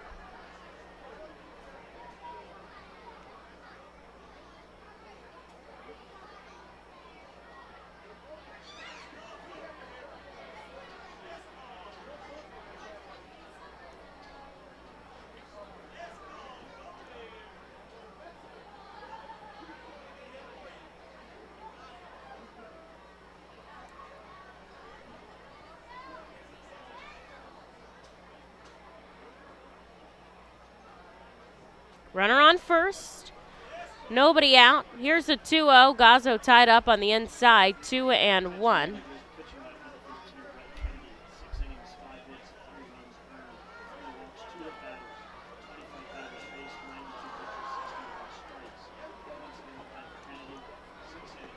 Inside, Sal takes 3-0. After Gazzo, we go back to the top of the order with Vito Fresia and Jack Conley. Just trying to move this runner closer to home plate in the bottom of the 7th, down by 1. Gazzo takes him up the middle. It's going to drop in for a base hit. A multi-hit game for Sal. He is cruising down to first, Sharp to second, and there's 2 on and nobody out here for Vito Fresia. Designated hitter number 16, Vito Fresia.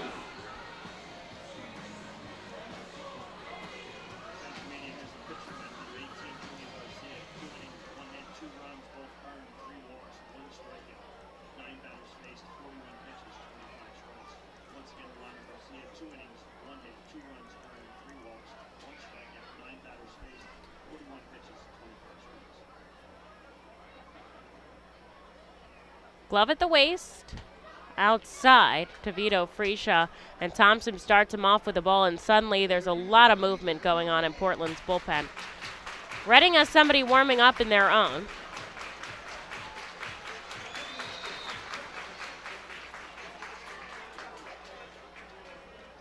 As Vito takes down and away. He's already walked once today. He's also hit by a pitch.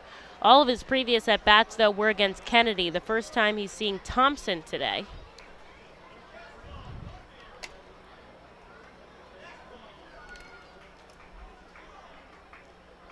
Looks back at second. Now he comes home. Vito takes ball 3 in the dirt. Marrero is fighting back behind the plate to keep those balls in front of him. Sharp on second. Gazzo on first. Nobody out here. And a 3-0 count to Vito Fresia. Crowd is electric tonight. This is one of the most baseball-centric crowds I feel like we've seen here in Reading.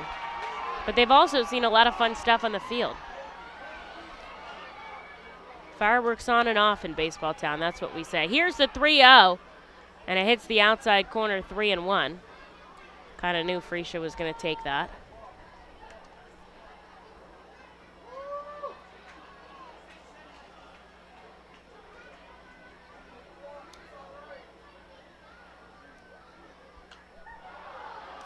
And Fresia sends this foul, so suddenly the count is full now. He was ahead 3-0.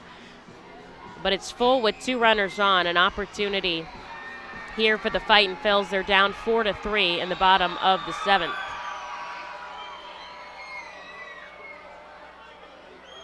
Thompson deals Fresia. Ground ball right side. 4-6-3. They return to a good play by Sogard. Chris Sharp does get to third, so Reading has the tying run 90 feet from home here with Jack Conley up at the plate. Jack Conley.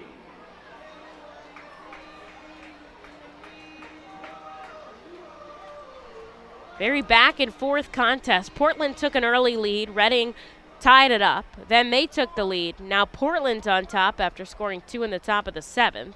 And Chris Sharp inching off the bag at third with 2 outs. Jack Conley takes below the knees.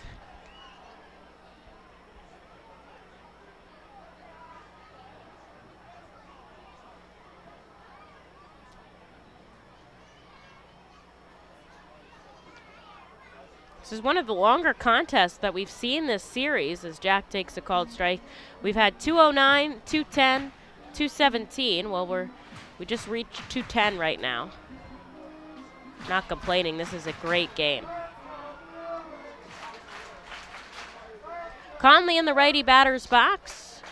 He takes the out to short. Backing up is Rafaela, and he makes the play on the run in the air.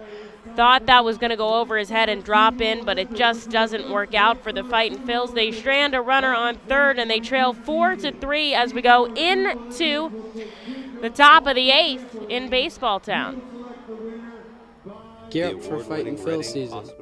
Visit the Brentwood Industries Fightin' Phils team store at FirstEnergy Stadium or check out our online store 24 hours a day, 7 days a week at rphils.com/shop. We have a wide variety of Fightin' Phils hats, t-shirts, kids apparel, and more. Looking for something new? Check out our latest selections of Los Luchadores de Reading and Reading Hot Dogs gear. Call us Throwback, Black, R-Train, R-Phils attire. Root for your Fightins in style. Stop by the Brentwood Industries Fightins team store or rphils.com/shop. The sound of an ice-cold Corona is music to my ears. Oh, run that back. Dope. Now drop that beat. And hit me with the hook, player. MASCARO for details. Hey, whatever you do with your fine life, just do you, player. Relax responsibly. Corona Extra Beer, imported by Crown Imports, Chicago, Illinois. The Fightin' Phils know who to call for trash and recycling services. A proven winner, JP Mascaro & Sons, the industry leader for over 50 years. Trust the familiar Mascaro Blue Elephant to provide dependable, quality service for your home or business. That's JP Mascaro & Sons, one of the top companies in its industry. Trash and recycling services for home, business, and industry. We are hiring and have open positions in Berks County. Check our website for open positions at jpmascaro.com or call 1-888-MASCARO. JP Mascaro & Sons, ready to serve you.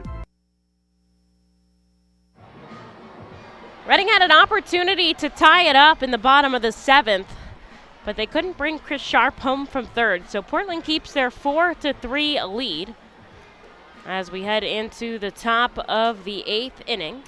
The Sea Dogs will have Hudson Potts, Izzy Wilson, and Tyler Dearden due up as Austin Ross stays in the game as this pitcher. Now batting for the Sea Dogs, first baseman number 11, Hudson Potts. Potts 1 for 2 with a walk as well.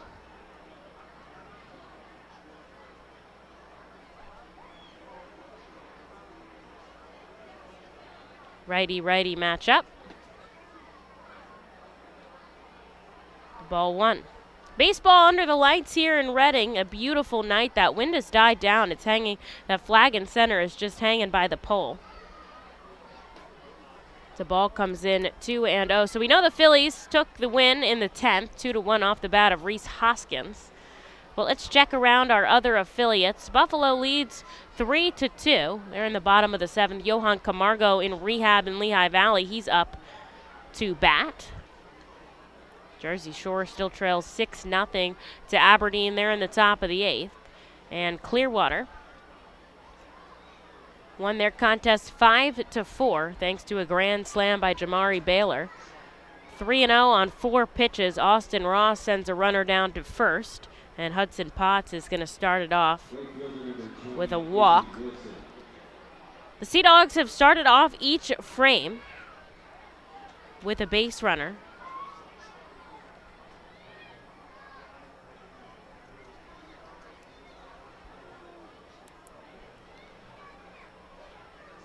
And they've got Potts on first here.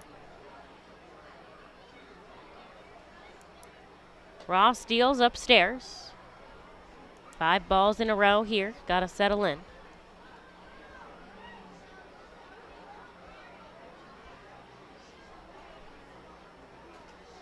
Izzy Wilson is 0 for 3 with a pair of Ks today. One of 2 batters that hasn't reached. He sends this foul onto the roof. And there's a strike for Ross. Sometimes you just need that one to settle in. A good day in this day in Baseball Town history to remember. June 18, 2019, Reading finished up the first half of the season with a 10-2 win over Akron. Now, they were tied with Trenton for the best record, but Trenton got the first half pass as Wilson fouls this back because they had the better mark against divisional foes, even though the two teams hadn't met up yet. And so they were technically a little bit better than the Fightin' Phils, so they took the first half title, but Reading went on to take the second half title. Under manager Sean Williams, Ross above the letters, checking his swing as Wilson, but he doesn't go around 2-2. Hudson Potts still out over on first.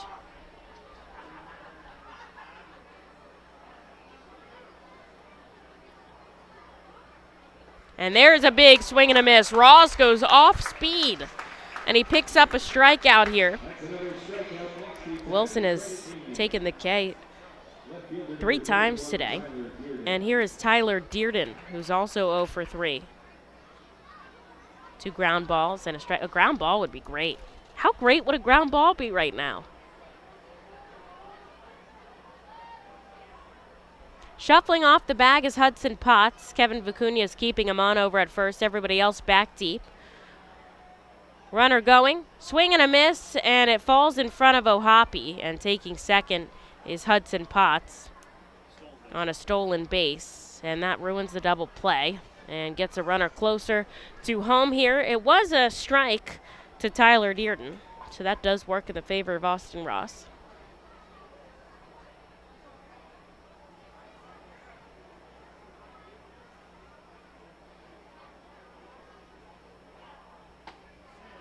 And once again, Dearden way behind Austin Ross's 92-mile-an-hour fastball.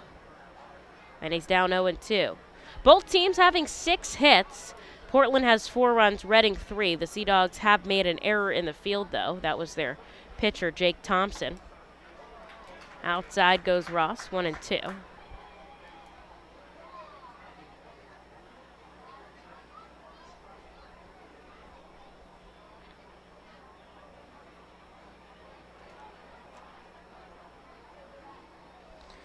Looking back at second, Austin comes home inside, and the count evens at 2 apiece.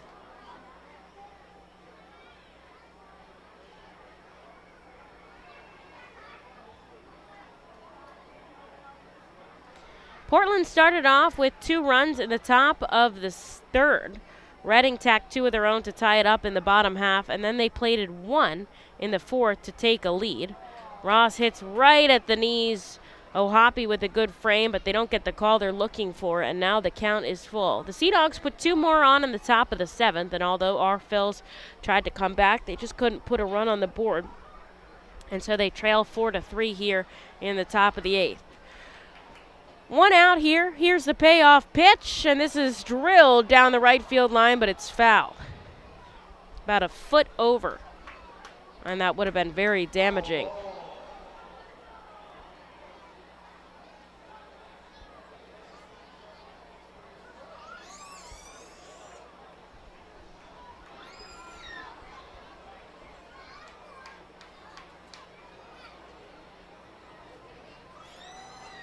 Potts shuffles off the bag at second. Ross focused on the batter. The payoff pitch is fouled back sharply into the stands. A guy tries to make a great barehanded snag. Can't come up with it, though. He'll keep his count. Pitch number 7 impending in this at-bat. Austin Ross up to 30 here. Nobody throwing for the Phils.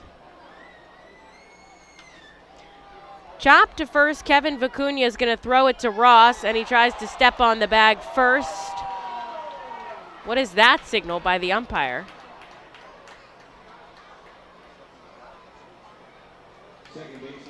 I guess he's safe at first.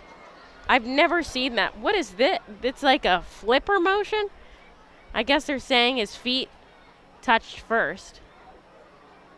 Off kilter, maybe. And he's safe at first on a base hit.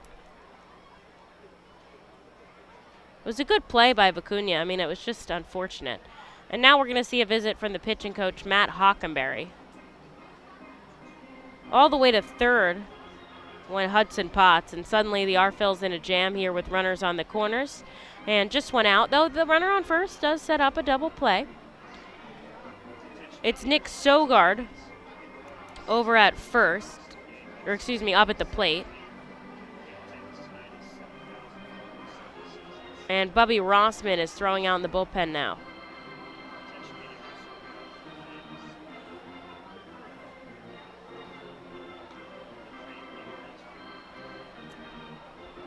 The umpire comes up to break up this meeting on the mound. The entire infield came in for that.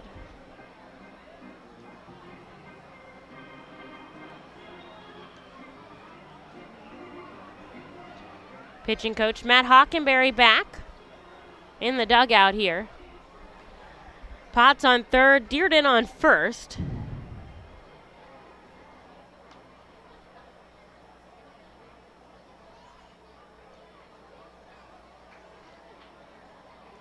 Middle infielders back deep, corner infielders are in.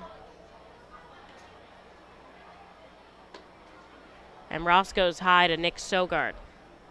Sogard 0 for 2 with the walk. He ended up scoring a run in the 7th. He's up again here in the 8th. This game has significantly slowed down.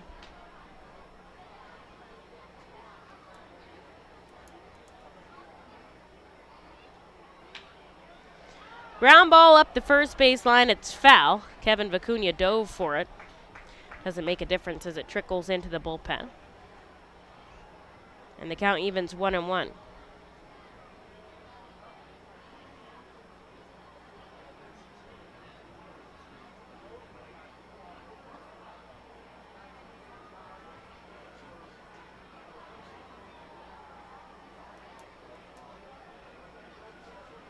Ross takes a deep breath here. 2 on, 1 out in the dirt. Good block by Logan, and it's 2-1. After Sogard is the number 9 hitter Marrero, and then Ross has to see the top of the order.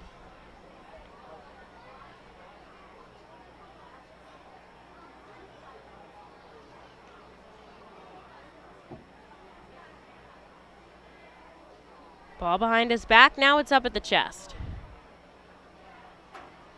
Inside, and he misses. 3-1.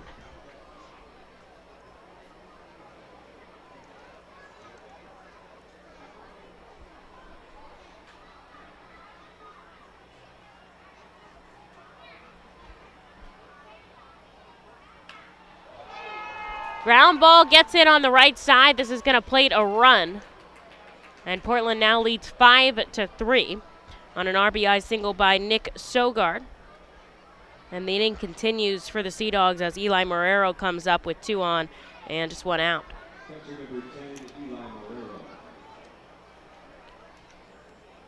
Reading trying to not let this game slip away from them as manager Sean Williams is going to make a call to the bullpen here. I think we're going to see Bubby Rossman in just a moment, so we'll take a quick break and allow him to warm up here as Portland leads 5-3.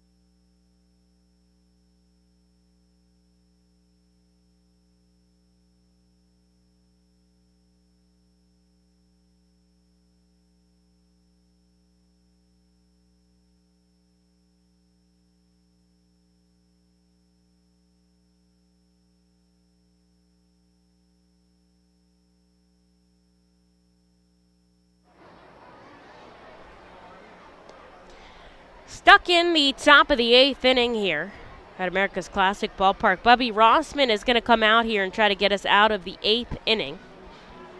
1 run has already scored. Nick Sogard singled in Hudson Potts, and so Portland leads 5-3. There's still 2 on. It's Dearden at second and Sogard at first, and there's 1 out here as Rossman will inherit 2 runners, and Eli Marrero comes up to the plate. Bubby has seen 6 inherited runners this season. He's allowed 3 to score, but he's really settled down as of late.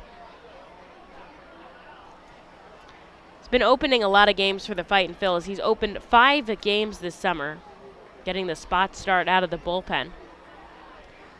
And he's really been able to fall into a good rhythm here. He sends Marrero a first pitch ball, and Ohapi's already out to talk to him. Rijo and Guzman are going to say something quickly on the left side of the infield to each other as well.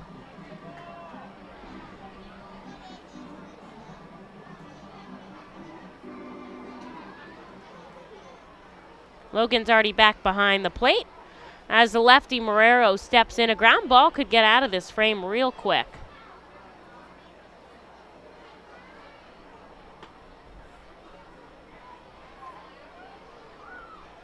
Rossman hits the strike zone. 1-1. I'm looking at the month-to-month stats. I need the month-to-month stats here for Bubby Rossman as he hits the top of the strike zone 1 and 2. So this is significant here. This is what I think is really cool, right? So April, a 7.84 ERA. May, a 2.03 ERA. And now here halfway through June, a 1.29 ERA. So he's figured it out as he misses downstairs 2 and 2. Obviously only halfway through June here, but still finding his pitches, finding his command. Marrero calls time and he'll step out.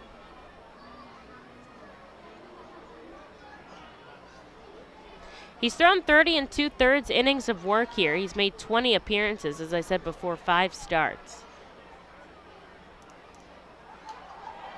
Popped foul off the roof, comes down into the first row of seats. Our general manager, Scott Hunsinger, makes the catch off the net.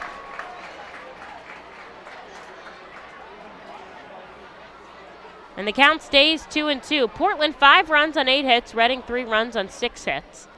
Top of the 8th, 2 on and 1 out. Rossman deals. This is sent deep to left field. Castillo is all over it. He makes the catch and fires it in quickly. Runners will not tag, and that is out number 2, 1 for Bubby Rossman. Center fielder number 15, Will Dalton. And here is Will Dalton as we go back to the top of the order.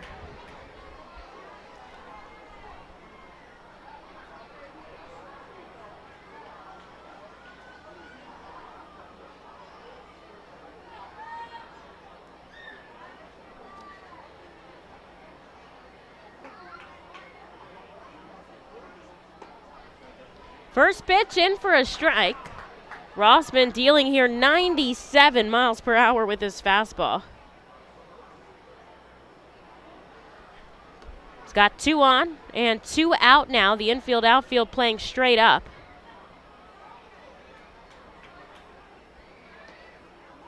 Down and away.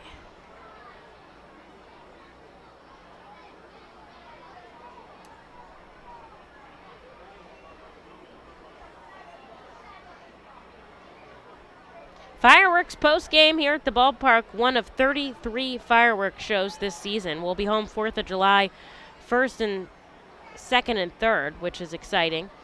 Have some fireworks shows then, as Rossman misses below the knees, 2-1.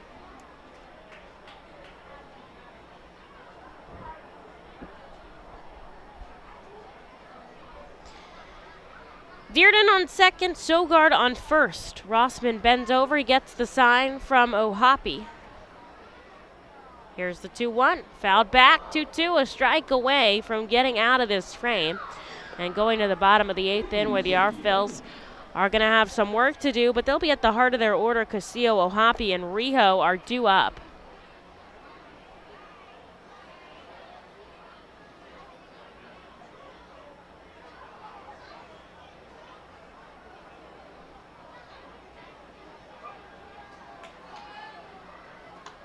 Sharply struck, foul, and we'll go again.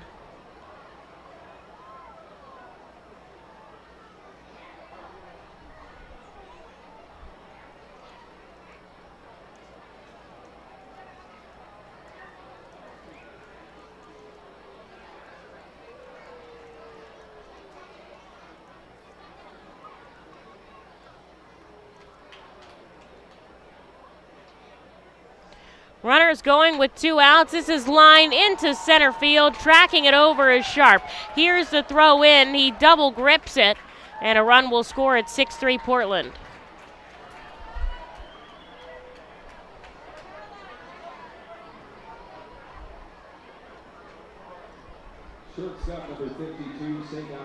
The inning just keeps on moving as Cedon Rafaela comes up here with runners on the corners and 2 out. Reading trying not to let this game get away from them here in the top of the 8th. Fans, thanks for sticking around with me. We've seen it all tonight, I think. Well, not a triple play. We haven't seen one of those. This is well struck. It's going to drop in for a base hit and score another run. Back-to-back singles for the Sea Dogs make it 7-3. And now they're starting to run away with it. Going to third was Dalton. That's some pretty good base running. So runners on the corners here for Christian Koss.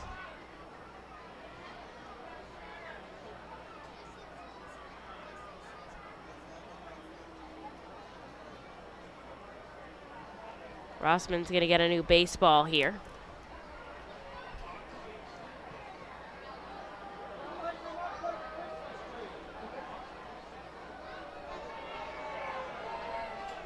Briscoe trying to rev up the crowd here. The energy's kind of been sucked out of the ballpark. Portland reaching 10 hits there with that knock, 7 runs. Reading 3 runs on 6 hits. Certainly not insurmountable, I'll say. Koss punches this foul, 1-1 the count. Christian 1 for 3 today, also a walk. He's the 8th to bat in this inning. The only one that hasn't come up is Pedro Castellanos, and hopefully he doesn't.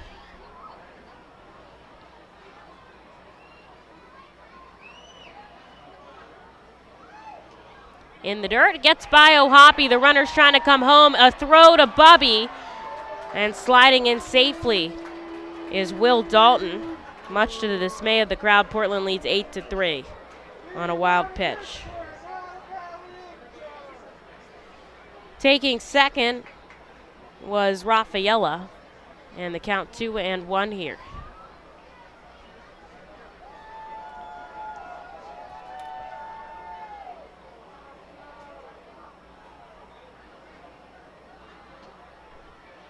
There's a called strike, 2-2, 1 strike away from getting out of this frame.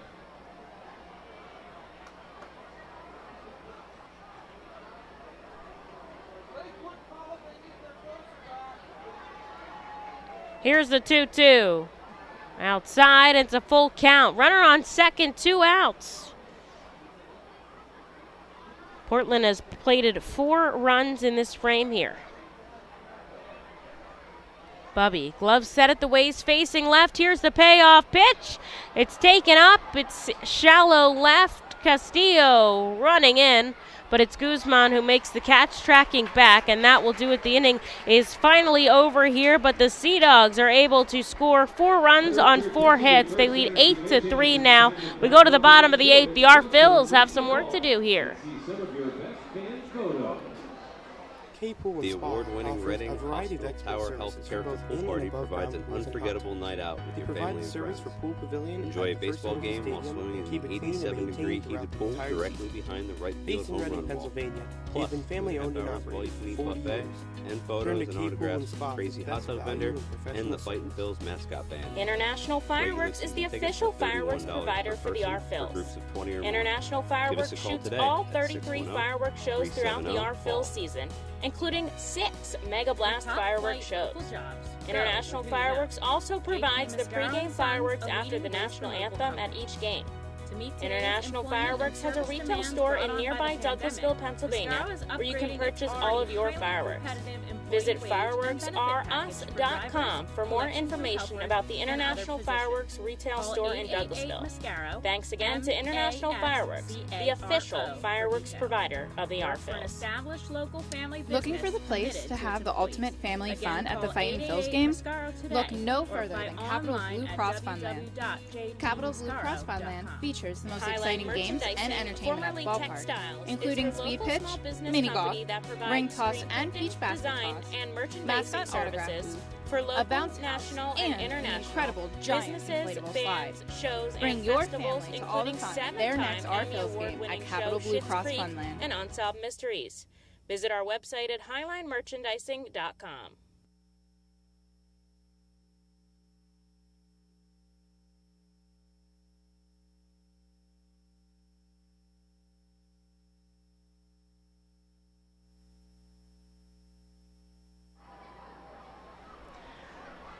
Holly Castillo, Logan O'Hoppe, and Wendell Rijo due up here. The R-Phils trail by 5 now, as Ollie Castillo takes the first pitch strike and sends the second one foul. Jake Thompson back out for another frame. He allowed a hit and made an error in the 7th, but the Sea Dogs have gave him some insurance here. They put on 2 in the 7th and 4 in the 8th, and suddenly they've taken a big lead.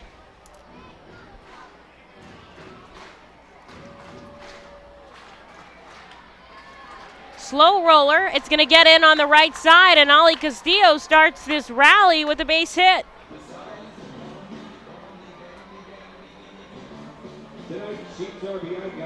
Just poked it perfectly in the hole on the right side off the end of his bat. Sogard was playing a little too back deep, and Ollie Castillo gets himself on first with nobody out. Here's Logan O'Hoppe.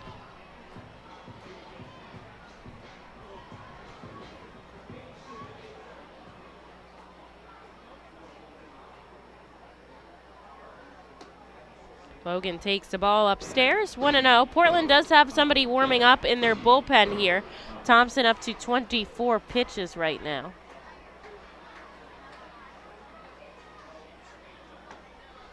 Logan takes a called strike outside. He was hit by a pitch in the 3rd, otherwise 0 for 2 in today's contest.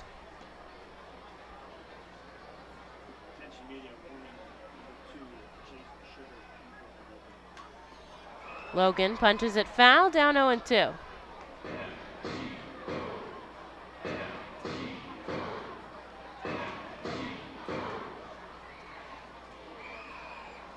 Castillo shuffles off the bag at first. Logan chops this deep in the hole at short. They go 6-4. Does he run it out at first? He does. Logan beats out the double play, and it turns into a fielder's choice. Replaces Castillo on first, and here's Wendell Rijo with 1 out.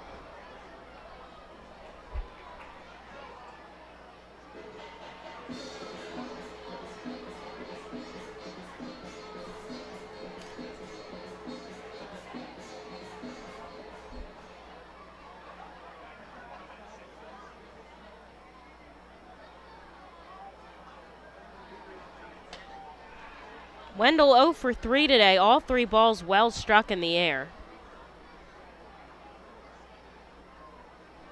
Takes a first pitch strike. Pops one up, it's playable. It's down the right field line, it's in fair territory, and actually making the catch in foul territory is Nick Sogard, and there is out number 2. O'Hoppe stays at first. And here's Kevin Vicuna.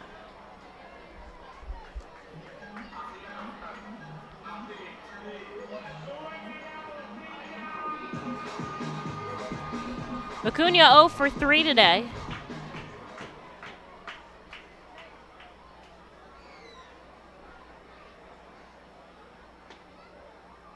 Takes the first pitch strike.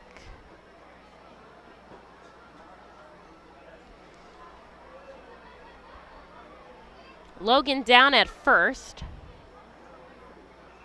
Kevin Vicuna up with 2 outs. He takes a ball below the knees.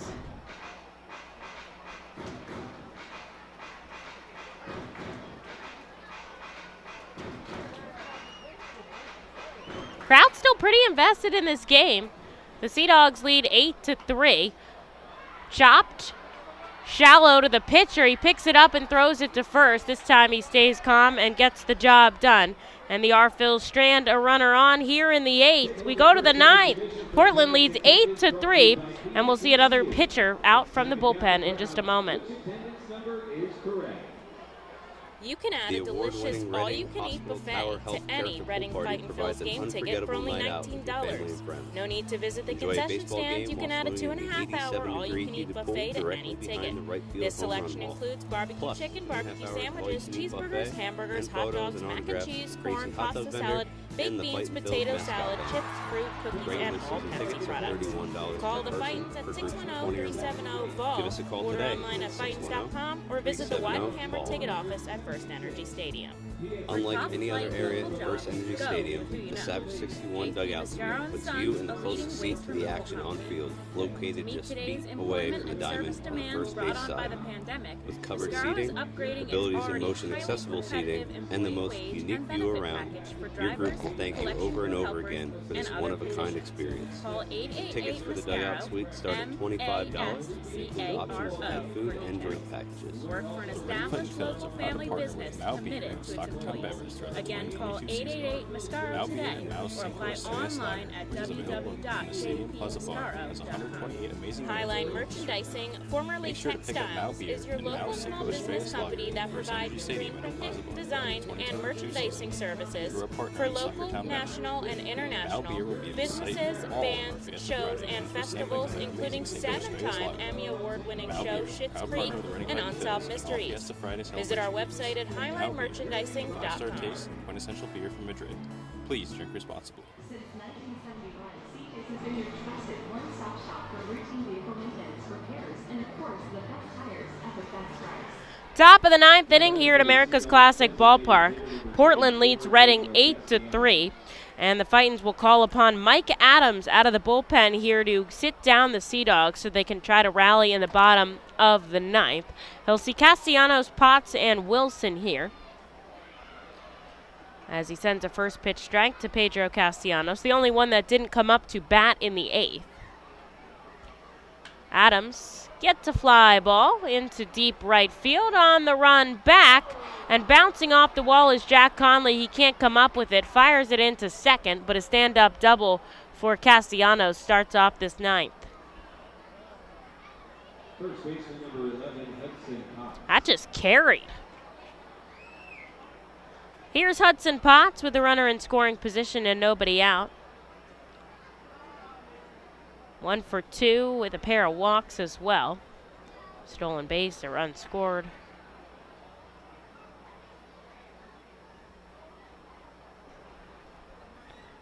I don't know if you can see on the minor league baseball TV camera, but you probably know how I say that Sean always kind of out of the third base coach's box when he's down the third base line. Well, the Portland manager, Chad Epperson, is almost in the on-deck circle.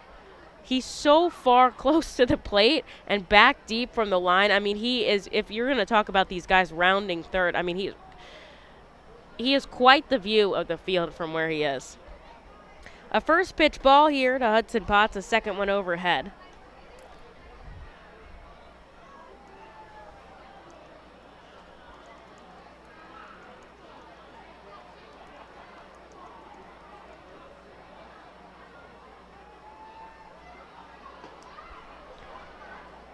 And there's ball 3.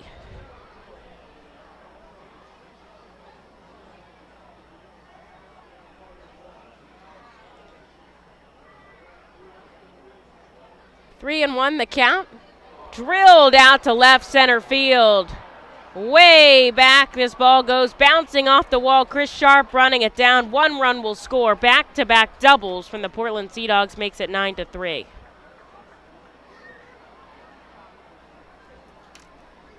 Right fielder number 20, Izzy Wilson. Here's Izzy Wilson. The only one not to reach so far in today's contest.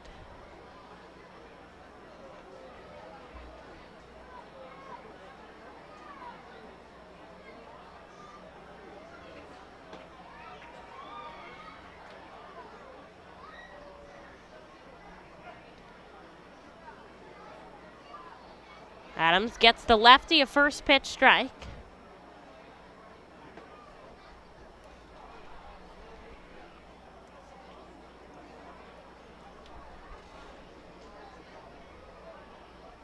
Oh, and 2. Adams looking for out number 1 here in the top of the 9th inning, and he'll get it on a called strike 3 here to Izzy Wilson, who sees 3 pitches and he's down for the count. Tyler Dearden up with a runner on second and 1 away.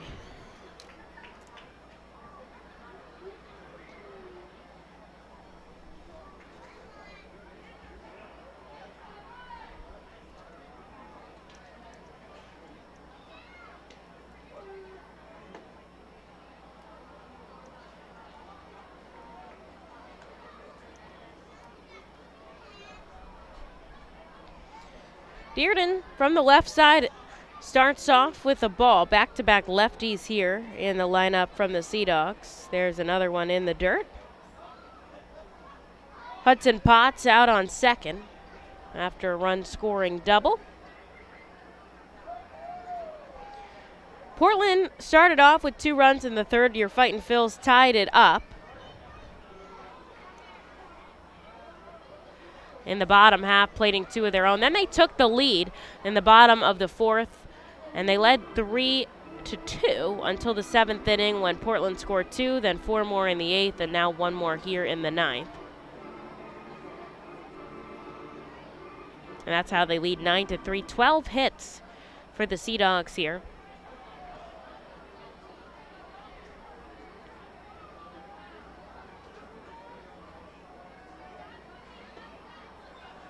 Outside, a called strike.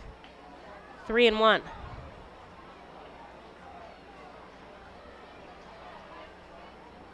Adams has 1 out, a runner on second, hits the strike zone again, and the count is full.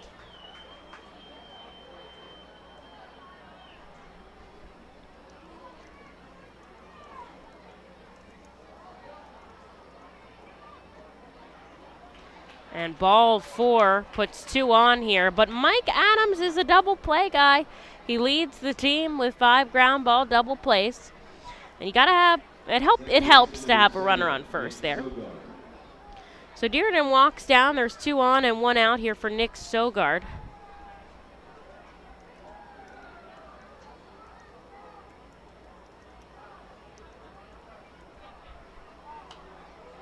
This is sent back foul for strike number 1. So we know the Philadelphia Phillies took a 2-1 victory in the 10th. Lehigh Valley is trying to rally in the bottom of the 9th. They're down 3-2 to Buffalo. There's 1 out. This is fouled back again. Sogard down 0-2. Jersey Shore was no hit against Aberdeen. They did walk 3 times, so that's how they got their base runners. And Clearwater won their game 5-4 as Sogard takes the ball inside.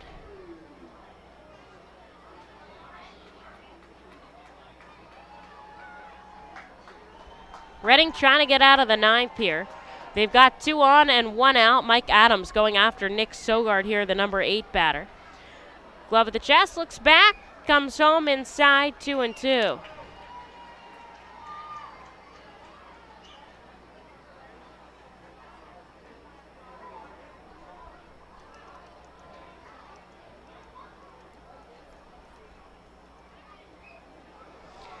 A wild pitch bounces over the plate and into the backstop. Both runners advance.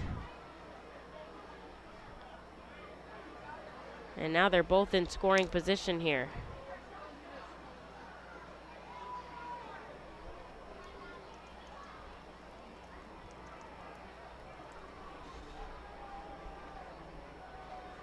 Fans waiting for the post-game Mega Blast show, the largest fireworks show in stadium history. And that's a called strike 3. Sogard thinks it's ball 4, but he's punched out by Mike Adams. And there is out number 2 here with 2 on for Eli Marrero. Catcher number 10, Eli Marrero.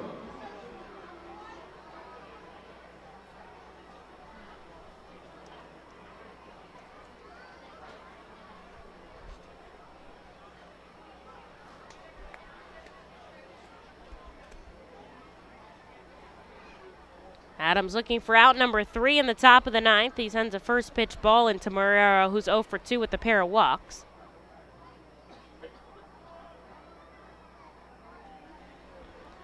When Reading comes up in the bottom half, they'll have Guzman, Sharp, and Gazzo. 7 through 9.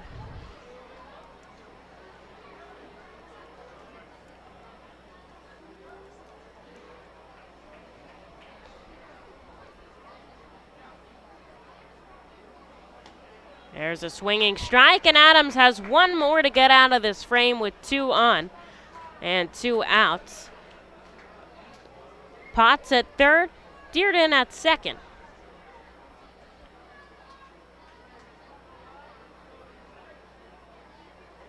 Here's the 1-2, in for a called strike 3. Adams ends up striking out the side, but Portland tacks on another run. They lead 9-3. On to the bottom half we go. The Fightin' Phils trying to rally down by 6.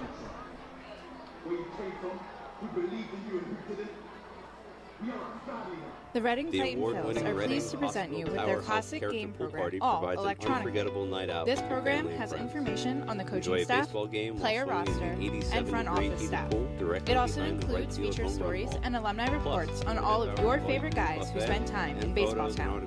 Visit ourphils.com/programs to check it out. Regular season Our Phils tickets are fans can $31 continue per to person expect great for groups of 20 or performances more. all season long Give on us the a call Burks today. Commercial Roofing stage. It's the 370 home of call. great local talent, including the Our Phils mascot band. Burks Commercial Roofing prides itself on being a locally owned and operated company that puts an emphasis on customer service. They provide free on-site estimates and can handle any size repair, restoration, or replacement. Visit BurksCommercialRoofing.com or call 610-717-3949 for more information.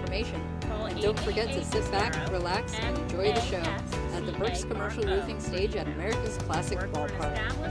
At Savage 61, our goal is to assist you in making a confident decision. Our friendly professional staff members are available to answer your questions and listen to your needs.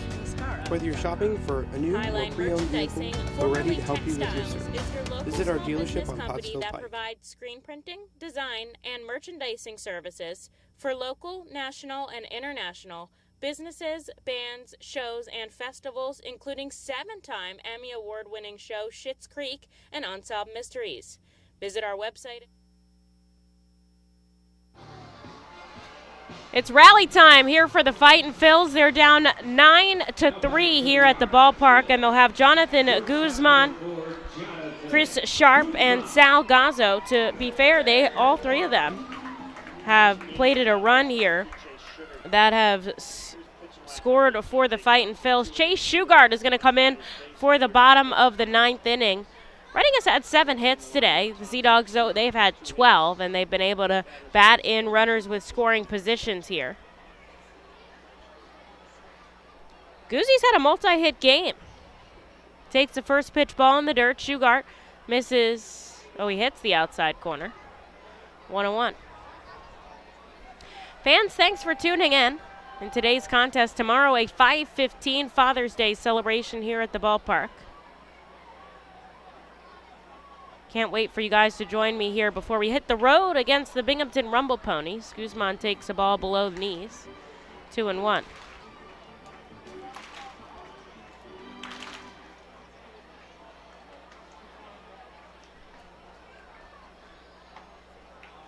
Swing and a miss by Guzzi makes it 2-2.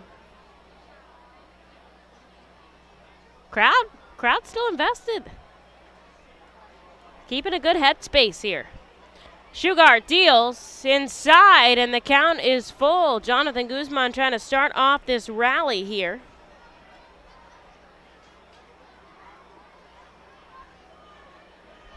Against Shugart.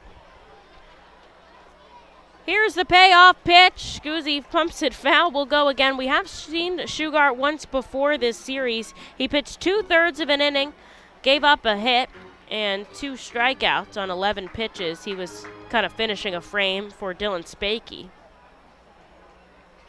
So we'll see what he brings to the table tonight here. The payoff pitch to Guzman sent foul again. And we keep moving.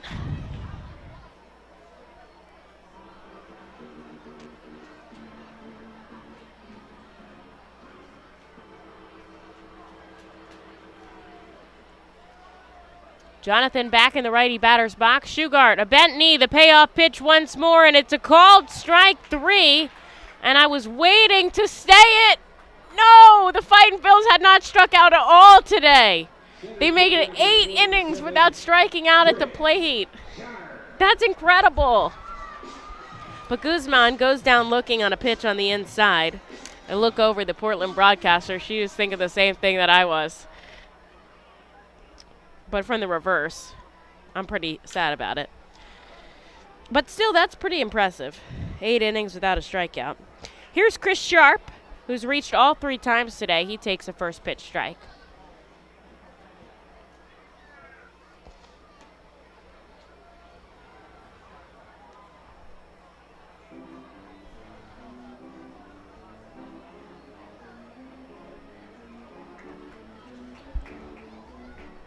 Sharp walked, singled, and reached on an error. Checks his swing, gets a piece of it.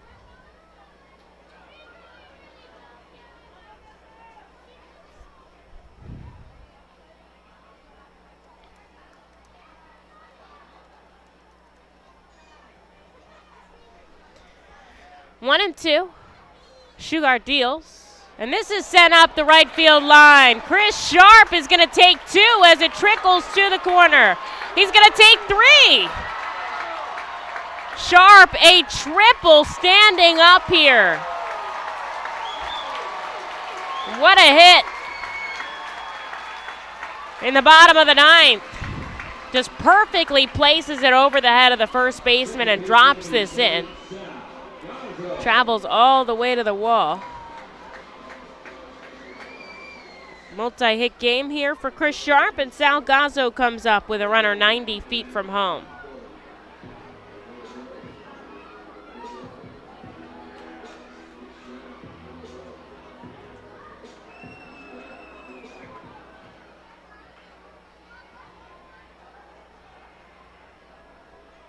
Gazzo from the left side takes the ball back into the net.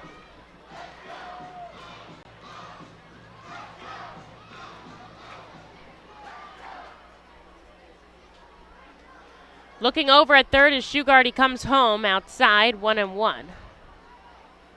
Portland 9 runs on 12 hits. Reading 3 runs on 8 hits.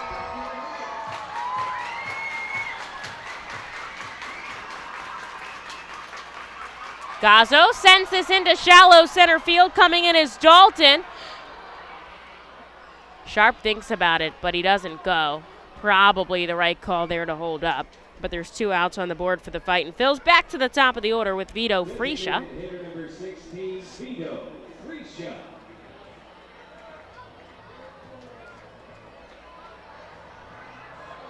And Vito Fresia looking to extend the inning for the Fightin' Phils. There's fireworks going on out in center field. They're not ours. They're somebody else's. They're pretty loud.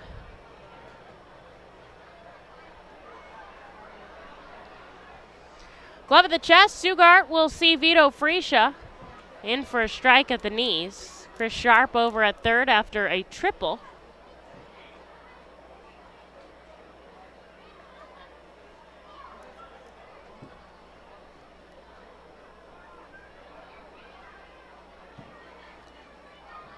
Fresia takes the ball outside. Fightin' Phils fans are waiting for a fireworks of their own. They're waiting for fireworks of their own that are going to come here at the ballpark. The Mega Blast, the largest fireworks show in stadium history, coming tonight.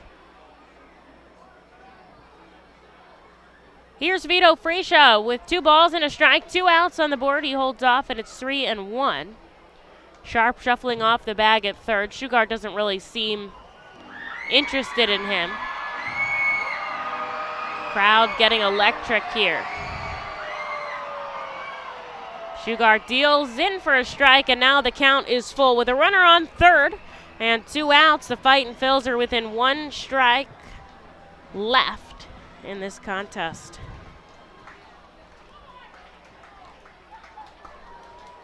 And Freesia takes this up the third base line. Foul, a barehanded play by the manager.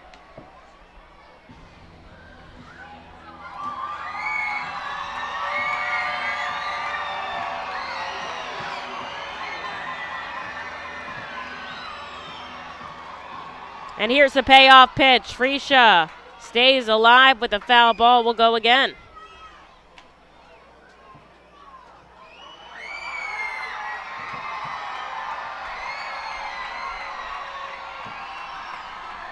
We officially reached the 3-hour mark here tonight. Here's the payoff pitch, and Freesia takes some high heat, 98 miles an hour upstairs to end the contest. The Fightin' Phils fall 9-3 here to the Portland Sea Dogs. They still lead 3-2 in the series. Tomorrow's game is going to be at 5:15 here.